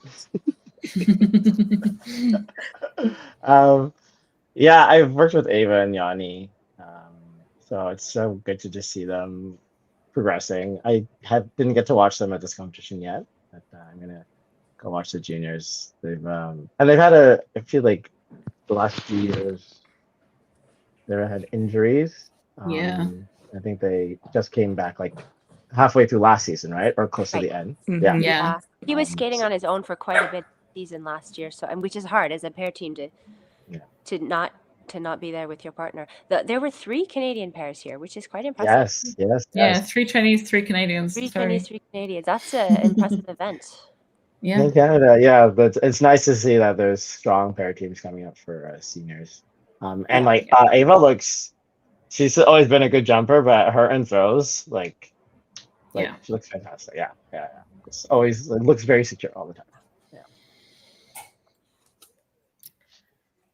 Who else was there? Lois, did you watch it? Sorry. I mean, it's very impressive. One of the Chinese junior pairs is doing consistently a quad twist, which is insane to see. But yeah, like that's the team who won is It's a little bit Zhang.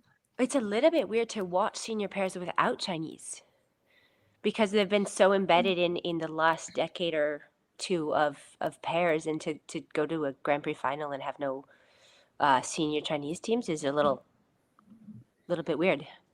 Yeah. I remember back in 2010 when Sui and Han were junior. They made it to the junior Grand Prix final and the senior Grand Prix final. And they actually could choose, because pairs you could do that, and they chose to compete in the senior Grand Prix final. And I was like, why? Because you'll win the junior and you'll get the prize money. And then they ended up like winning the senior. What year was that? 2010. Was that the first time they combined them? Was 2010 the first time they combined them? That's the first time that I remember that they combined. They might have done it in 2009. And I did not go to the final. They did, because the first one was like Japan, right? I think we were in Beijing for that one, so it might have been the 2009 that they combined, or 2008. Oh yeah, I can't remember. I wish as a junior when I went to the final that I would have gone to I got to go when they first did it for those first 2 years, and it was so incredible, like to be there and watch like the Unikim Mawasada rivalry. I'm just like at the front. I'm like, oh my god, it was incredible. Yeah. And then you're like at the banquet right with them, And I remember at the banquet after Mao's, because I think it was in Korea, because the second one was in Korea, I believe, or the first one was in Korea and then Japan. But in Korea at the banquet, Mao had won in Korea, and during the banquet they started playing Waltz Number 2, Dum Bum Bum, which was Mao Asada's program, and I'm just like, oh, maybe they meant to play it if she lost, and like here's your music, girl. I'm like, that's kind of shady. I like it. Or the orchestra, high class shade. I'm gonna get the orchestra to play your program. Oh my god. Yeah. Anyway, so we're on pairs now. Yeah. Senior pairs, if there's no more. I mean, I'll say with the Chinese teams, I'm hopeful they're going to stay together, because I know the Chinese Federation love to mix and match teams. Yeah. And like if someone grows, then they dump them and get another partner, and I just want them to like let them cook for a while. Like the top 2 teams, really good pairs elements, still need to work on the jumps and stuff and throws. Whereas randomly the third Chinese team are really good at jumps and not great at the other elements yet, which is very uncharacteristic for a Chinese pairs team. But yeah, they just gotta let them have some time to see if they can like develop and stay together, because there's so much potential in these teams. And then I think Jasmine and Kieran had a really good competition here. Sadly, didn't make it to the podium, but they've been having a rough season in terms of Jasmine being able to land things, and they did really well at this competition. So it's good to see them finishing off the Grand Prix series on a good note. I think junior pairs is especially hard, because pair teams need like 8 years to gel, to become good skaters, and you just at junior, it's like you've got the boys don't get strong until they're 18, and then they age out, and then the girls are like barely old enough to do the junior, like it's a weird mix. So you get to see. Didn't they move up all the ages? Yeah, it's 23 now for the pairs 23 boys. For boys. 21, I think, for the pairs girls. And then you have to have a age gap of 7 years or lower. That's just good. Because they want to protect safeguarding issues between. It's like, also just awkward. You've got a child and an adult, and it's exactly. We don't want to watch it. Because otherwise, if you didn't have that, you could technically have like a 13-year-old and a 23-year-old, and that would be win everything. Stupid. And then that would be very But it's just like you watch Ryuichi, for example, and I was training with Ryuichi when he was with Narumi, when Ryuichi first started pairs, and it took him a good 8 years of getting last at every competition. And then he won Worlds. And I think paired teams take longer to cook in the oven than dance teams, for example, just to get everything together. So junior pairs is great, but if they can stick together, then those junior pairs are the successful senior ones in 8 years or 6 or whatever. Like we shouldn't expect pair teams to be good in 2 years, because there can't be. I mean, you can't skate and do all the elements and land your jumps and actually look at each other while you skate. Exactly. It's the hardest discipline, I think. Yeah. I think skating is just insane. I like watching junior it. pairs, but it's like, but I like watching them as a pair skater because I like watching because I can see the elements in development, so I learn a lot from it, and like watching the teams progress is very interesting. But it's interesting from like an intellectual perspective, much more so than like, oh, I'm going to really enjoy these performances. It's a rare junior pair that I'm like, wow, I just like sat down and like enjoyed that from a performance standpoint. It's a little bit like watching the earlier groups at a junior Grand Prix, where you're like, this is these are skaters in the learning curve still, or they haven't figured things out. And it's really, as a skater, it's fascinating to watch how people get there. We see the Olympics and we're like, wow, they're really good, but nobody sees the regional event, right? And what most skaters look like. If you're a spectator and you're not a skater, it's really quite interesting, I think, to watch skaters in the process of becoming champions. Yeah. And looking at the champions. The seniors. Which is probably one of the most, I mean, I don't want to call it the most exciting event, but it's the most, like, where you never know what to expect, I think. Yeah. This was a great pairs event. We had we had Riku and Ryuichi with the gold, Sarah and Nicolo with the silver, and Minerva and Nikita with the bronze. I saw quite a few people who were frustrated that the Japanese won, which I thought was interesting. And I have been in the past very much a defender of Riku and Ryuichi, and I still am, because I love them and I think that their skating is of such high quality, and I love this free skate. And I thought that I might have gone, if I was just gonna say like who had the best performances of the event, I would have liked to have seen the Italians win in some ways. I thought they were the ones who delivered the best two performances. Right? I shout out to their costume designer / whoever put their package together, because I love it, and it was, all of them look great in this podium too. But the Italians were so exciting, and they had that like magic. I thought everybody was good though. Minerva and Nikita are always brilliant, and I just want to do a triple style like her every day because it's textbook. And Riku and Ryuichi are, I think they just had more mistakes than we're used to them having, I think, for winning an event. Yeah. I mean, I do think when they're on, I think Riku and Ryuichi have the best skating skills of any of the pair teams. So that part of the scoring is valid. But I think if Sarah and Nicolo are skating both of their programs clean and Riku and Ryuichi are making mistakes, I think that Sarah and Nicolo should be winning. They got dinged on a few smaller things, which in some ways, I think are fair. Like they had a lift in the short program that wasn't as strong. And Riku and Ryuichi have some of the like best, fastest lifts. So it's like there's some of these little things on the technical side that do add up, and I can see that. But I did feel like two major mistakes in the free skate should have been enough to have dropped it below the Italians here, even if it wasn't. It was, with the overall score, I even looked at the numbers to know exactly what that would mean, but it didn't feel right to me. Yeah. I hope. I love. Oh, sorry. I hope it gives the Italians confidence going into Europeans and Olympics, because they deserve to be up there with the top teams in the world. And now that they've got that medal, I hope that they continue that trajectory.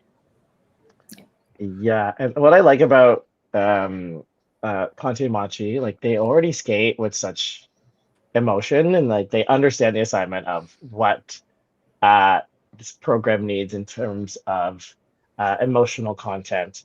like right from the beginning. But as they get cleaner and cleaner, it builds higher and higher until like just envelops you.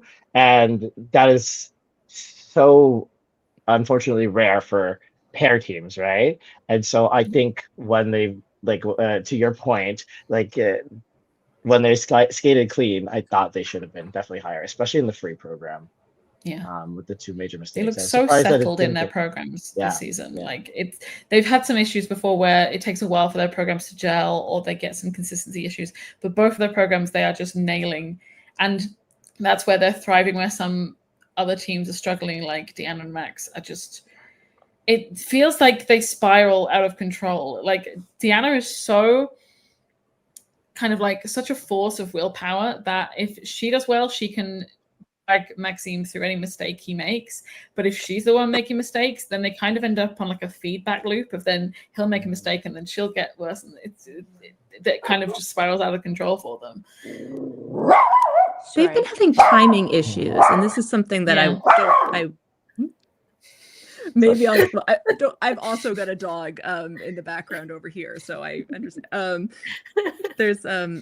They've been having timing issues, it looked like to me, with their jumps. And I was wondering if that was partly because they've got their side-by-sides during a part of the music that is kind of this like, it's the lull in the poeta before you go back into a more like percussive part. And they just looked like they were like, it was like the thing that you see in teams that aren't as experienced, where they almost look like they're waiting for the other one to go or something. They don't look like they're confident in their rhythm. Yeah, the in the free program, in the angle we had on ISU, we didn't even see him do the jump. They were so far apart, and like he was like, so close to the boards. I was like, oh well, he did the double axel after. Maybe he landed the triple. Then we find out it was doubled, wasn't it? On a I think he side did do note, a double. Yeah, no. Their triple toe, double axle. The triple toe, yeah. Okay, wall it did count stop. triple toe. The triple toe double axle was completely synchronized. Their mistake was like perfectly synchronized. It just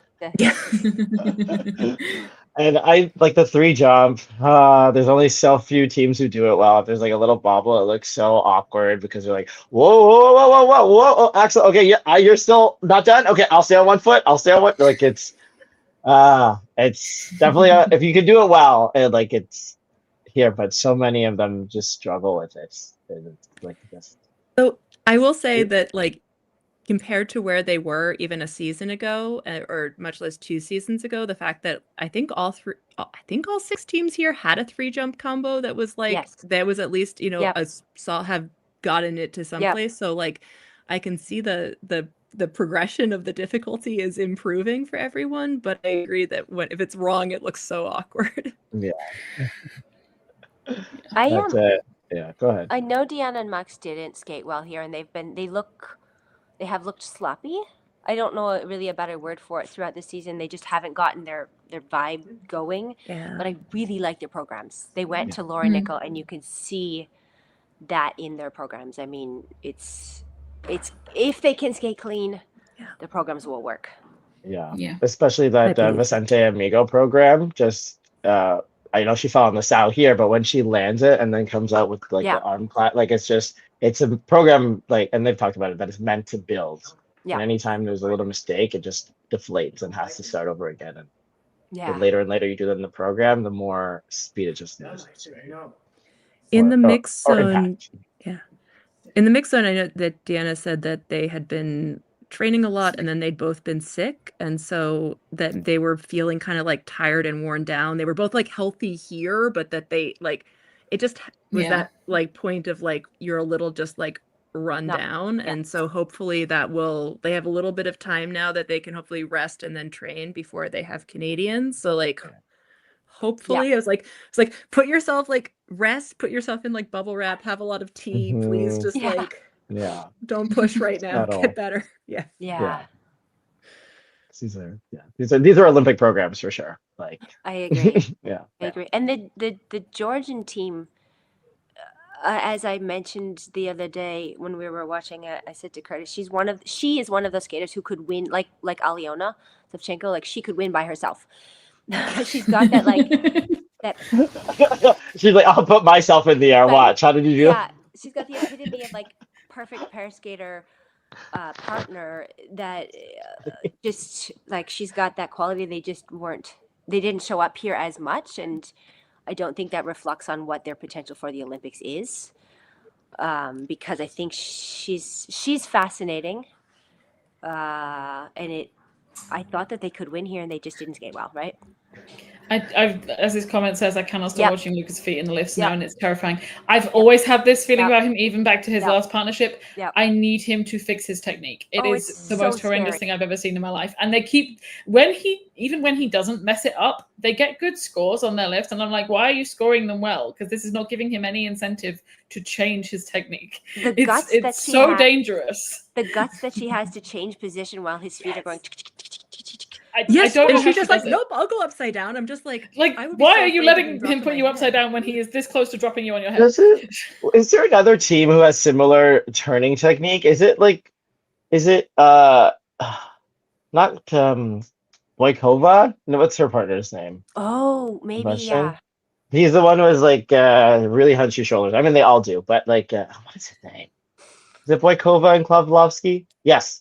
Maybe. think so. Kozlovsky, yeah. I feel like I remember his turning technique was also very like when he turns backwards like, for oh, his C, oh. his like heel goes up. Like I know there's different techniques for the C steps or Don't lift your feet. His Don't feet are lift your so feet. wide. but you do have to for the pairs like that. But his are like it's so yeah. flaily, and I'm Yeah, just like, yeah, and then yeah, even like yeah. in that particular lift, he keeps messing up like the entry of it, like the timing of it. So then it's even more dangerous when it first that goes up. lasso, the actual lasso that they messed up, almost here not even getting up was so scary. It's Oh my terrifying. gosh, yeah. Yeah, I was thinking when we were talking to Val and Max at the beginning of the season about the difference in the lift techniques, and that at least that their impression was that European judges don't tend to pay much attention to what the man's doing when they, even though it's in Please the do. rules that they're supposed to look at the quality of both Oh. partners, that it's Okay. more common that North American judges will point out what the man's doing, and that they're like, well, if the lift worked and the girl looked good, then like you're fine.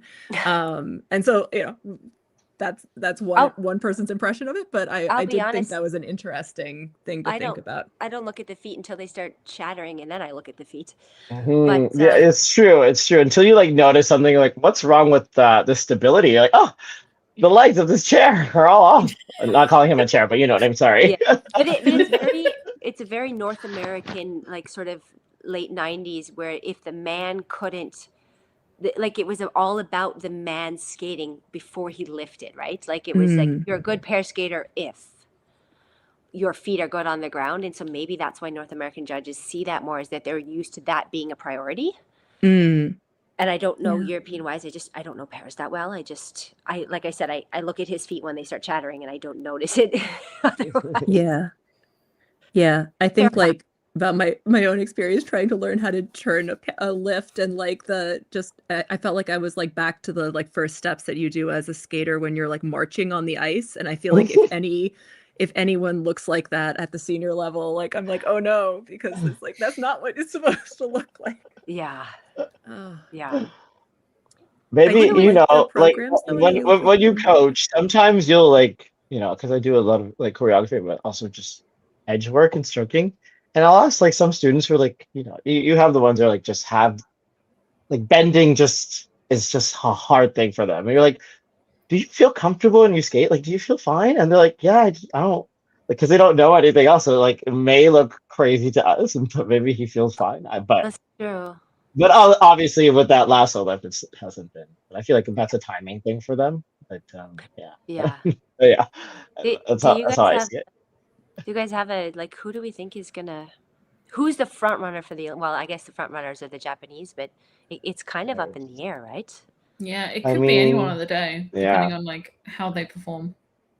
I think I feel like it's still between the Japanese and the Germans are like I would say are like I would that's my like I wouldn't be as surprised as in other disciplines if somebody else were to make it on the day. I think there's another like 3 or 4 people that all could.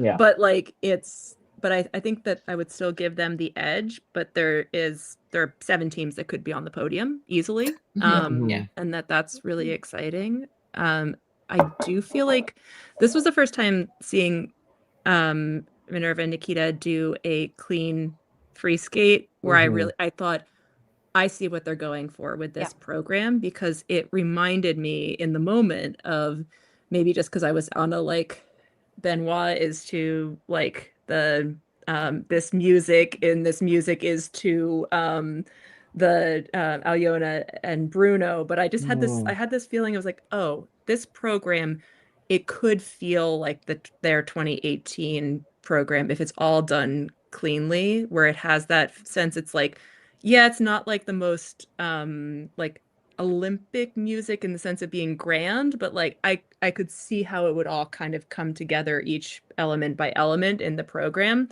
So I'm still not 100% sold on it. It's not like it's my favorite program, but for the first time I was like, I could imagine it having an Olympic moment. And before then I was like, I don't know about this. It has to be clean, but then it has room for the magic if it's clean. Yeah. But don't sleep on the Hungarians. Yeah. I'm just very impressed with what they've done. I know that they can still look a little choppy in there. And again, they're doing the blues pattern. See, pattern dances help, you know. But like, just the intricacy in which they've, how much they've increased their intricacy in the program, and they're actually skating to the music. That Earth Song short program is one of my favorite pair programs. Not like top 3 or anything, but it's just so good. And then they're always been consistent with their jumping elements, where I think all the other teams, you have to you cross your fingers. They're always solid. So I think that they're like a little sleeping giant. I don't think maybe podium threats for 3rd, I would say, but they're definitely going to keep everyone up on their toes. That's for sure. Yeah. They're on such a good trajectory right now. And that's another team where I'm like, Maria is she is a forceful personality. Like it's like in a great way. Like I can see that like the determination is really there to for them. Like I think in the next quad, I'm very excited about where they can go. Mm-hmm. This is actually an event where I don't know who could take it. I think it's everyone's game. It's sort of like you've got the front runners, but it's anyone's day when it comes down to it. And again, the team event could affect, right? Because the team event is immediately preceding the pairs short program. Yeah, I well, believe, right? Minerva and Nikita won't be there because Germany haven't made it. No, that's true. So, but Riku and Nikita will have to do the pair. Yeah. Well, could get the gold medal. There's that other team, and they have. But if they want to get the team event gold, the Georgians want to go for a medal. They're going to be competing. So Minerva and Nikita might have an advantage, or it doesn't. Like it's always right. Someone and the Italians also. I thought the pairs were first. I forgot the men were first. Okay. Well, there we go. So now pairs have a little bit more of a chance. Because I was wondering, right? Like it's so close. Do you do both the short and the free right before you do the short and the free? We don't know. So the schedule. I was gonna say, I'm going to the Olympics, and I haven't even thought about it. I was going on what I remembered from last year, but there is the politics and the scheduling of the team event and how it affects your, and in the U.S., for example, you can kind of pick and choose who you put on the team, and it's going to be pretty good. But other countries, you have to do the team event because you're the only one. Yeah. So it's going to affect different people in different ways. Nathan Chen team event, Nathan Chen individual event. Good thing he had that team event. Yeah, it's so interesting to see how how people make those choices. Yeah.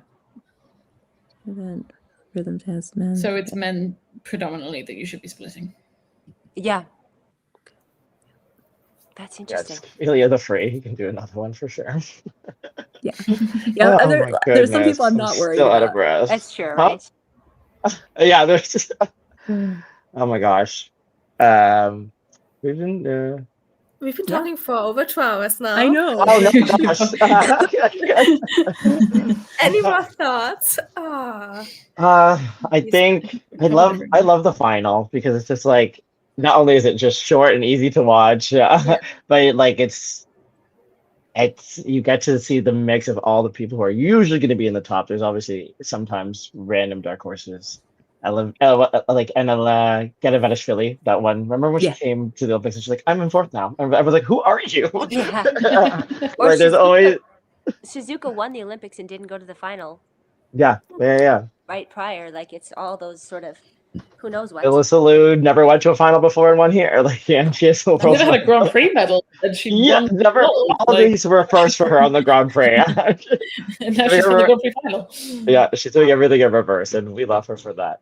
But I think the pairs event's going to be one of the most exciting I've seen in all. I mean, it always is, but this one. And speaking of pairs, I would have to say that also that the both Adrienne Balaj and Valentina and Max had their best skates of the season at Golden Spin. So that which also makes some. I think I would still think that either of them are a long shot for the Olympics at this point, but they were much better there than they were any place else yet this season. So I'm looking at that and I'm like, okay. Keep it up. Like I want that to be a fight for those. And they don't have citizenship from the US to worry about. So. Yeah. Alyssa, will you she got her citizenship? Sorry. I don't think I'll be in St. Louis for nationals, sadly. The puppy wants to say. Puppy wants to go. He wants to go. Yeah. Okay. We're just like, this is over. Yes. And the other thing, last thing we were going to say about before we go to switch to fantasy and say goodbye to you guys, but was just that there's a petition for if anyone would like to help the Dutch team that missed out on the score that they are being asked to meet for the Dutch Olympic Committee.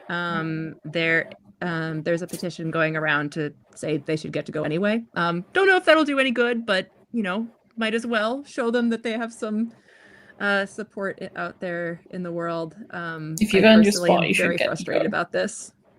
It's in the comments. It should be in the comments if you want to support them. Click on the link, and yes, I think we're waiting for Alyssa to be back. Oh, he's back. He wanted to say goodbye. So thank you so much for joining us. This was incredible. Thank you for having us. Yes, it was so good. We appreciate you both. Yes. Yeah, thank you guys for always having conversation. I do see it happening on the podcast. Oh wait, no, Anything Goes. Yeah, your podcast. Yes, the podcast. And then the on social media and everything. So yeah, thank you. Yeah, thank you. Thank you so much for everything. And the puppy does not like us, but it's okay. we love the Sorry. We'll see if we can bring it. We'll have to figure out when our next live stream, who else has a dog, because I had my puppy on last time, and Zoe will just keep adding puppy guests also. We will bring Laura's cat back. Yeah, that's the plan. She was at the door at one point during this, going, why wouldn't you let me in? I'm like, because you're gonna cry at me the whole time. Yeah, happy holidays to all of you guys. To you too. Enjoy. Take care of each other. Family hugs. All that. Bye bye. Bye. All right, thank you guys. You can log out. Oh yeah, I was like, she's gonna kick us out. I was waiting for that. No. I don't have to kick myself out. I was like, we don't have to kick you out, but we're just going to talk about fantasy skating results. Boy, how do I don't do have this? To stay for that part. Just leave the browser, I think. Just click on the. Oh, you're right. I was like, okay, bye. Bye. Oh, that was cute. Oh, amazing. We've decided we're going to have to speed through this because I've already lost one headphone to battery, and I don't know how long this one's going to last. Also, we're at 2.5 hours of this thing, so Oh my god! I mean, this was incredible. Thank you so much for all of the comments as well. And these are the fantasy results. We are finally here. How many months? 2 months of work. I'm so tired. A million website crashes and glitches and issues, and finally we can put it to rest. Next year, please. We'll be back next year. But yeah, I'm trying to keep up the energy because it's quite late here. So this was the final result. I think a lot of you got women right. Yeah, a lot of you got that one right. Congratulations to everybody who picked the right team. It's always interesting for me to see which groups Lois puts and like how they end up on the podium. Yeah, because obviously Alissa was in group 3 and she won. Yeah. But to be fair, there's like 6 people. Yeah. So yeah, congratulations. I think you're not alone with that. It happens. My fantasy choices the whole event, the whole time have been terrible this year. I've been not good. So, more women. So now men, which was probably a bit easier, maybe. I don't know. But these, well, it couldn't be that easy because these are all of the people who won. So that's it. Congratulations to picking the right one. And then pairs, which is, not a lot. All of these as well. Very short list. Usually I'm here screenshotting like 120, 140 people, but thank you for making it easy. And then Pavlova Sviatchenko beating Deanna and Max kind of mixed people up there. A lot of people wouldn't have expected that. Yeah. Always happy when that happens, because then I don't have to work so hard. And then ice dance seemed to be quite predictable, because a lot of you people won. And this is the overall for Grand Prix Final. So Kentucky Fried Quad.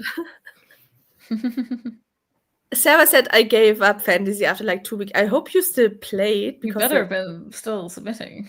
Because this is our business, so play.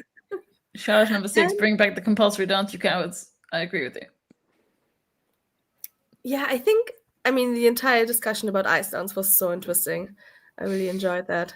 Even though we talked a lot about politics, but I always think it's a very interesting conversation. Thank you for all the hard work you put into fantasy. It's so much fun. Thank you. Thank you to everyone who enjoys it. I'm so happy everybody loves it so much.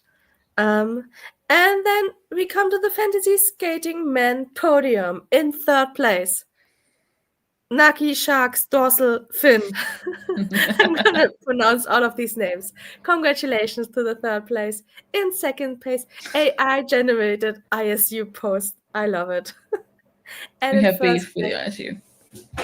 And in 1st place, we have Fierce or Floods.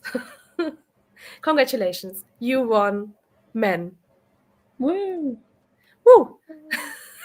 We did drum rolls last year, but... Yeah, I could. Oh, perfect. That works perfect. So yeah, this is the...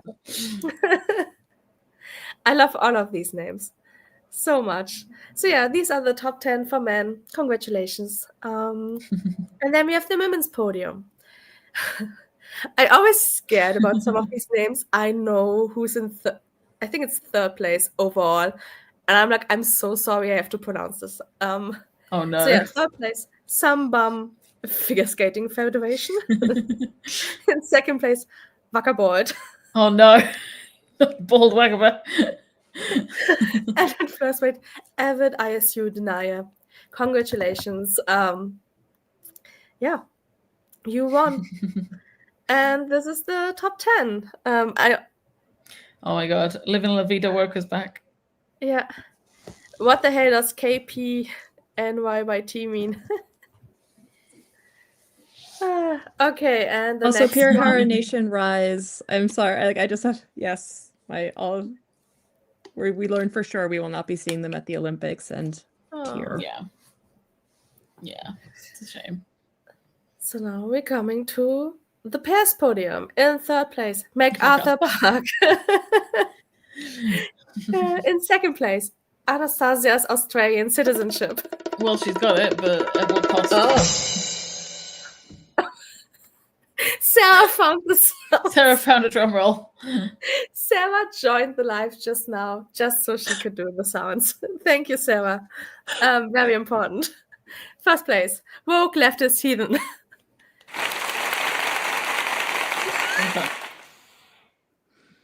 Thank you, Sarah. This really adds to it. Congratulations. This is the top 10 for pairs. We have Wackerball today. We have Wackerball. Yeah, looking It just doesn't fucking glide, okay? And then we come to ice dance. In third place we have, well, IG Bolero. Is that how you pronounce it? I guess so. Yeah, okay. In second place, Jason Brown is my president. And Wakaba 26 OGM. Amazing names. Apologies to that person. And this is the top 10. Feeling underrated as a woman in our society. Always a good one. Yeah. A lot of 2026 OGM. Only one person can win, but these are in different categories, so never mind. Just let me talk. And now we go to overall. The overall podium in third place. And I'm so sorry. I have to say it out loud. Oblivia Shard. Oh no. Apologies to Olivia Smart. Yeah, that's the name. I can't. Second place. Shilep Malcolm. And in first place. Coming for all of I am. Avid ISU Denier. Congratulations. You won. Glory.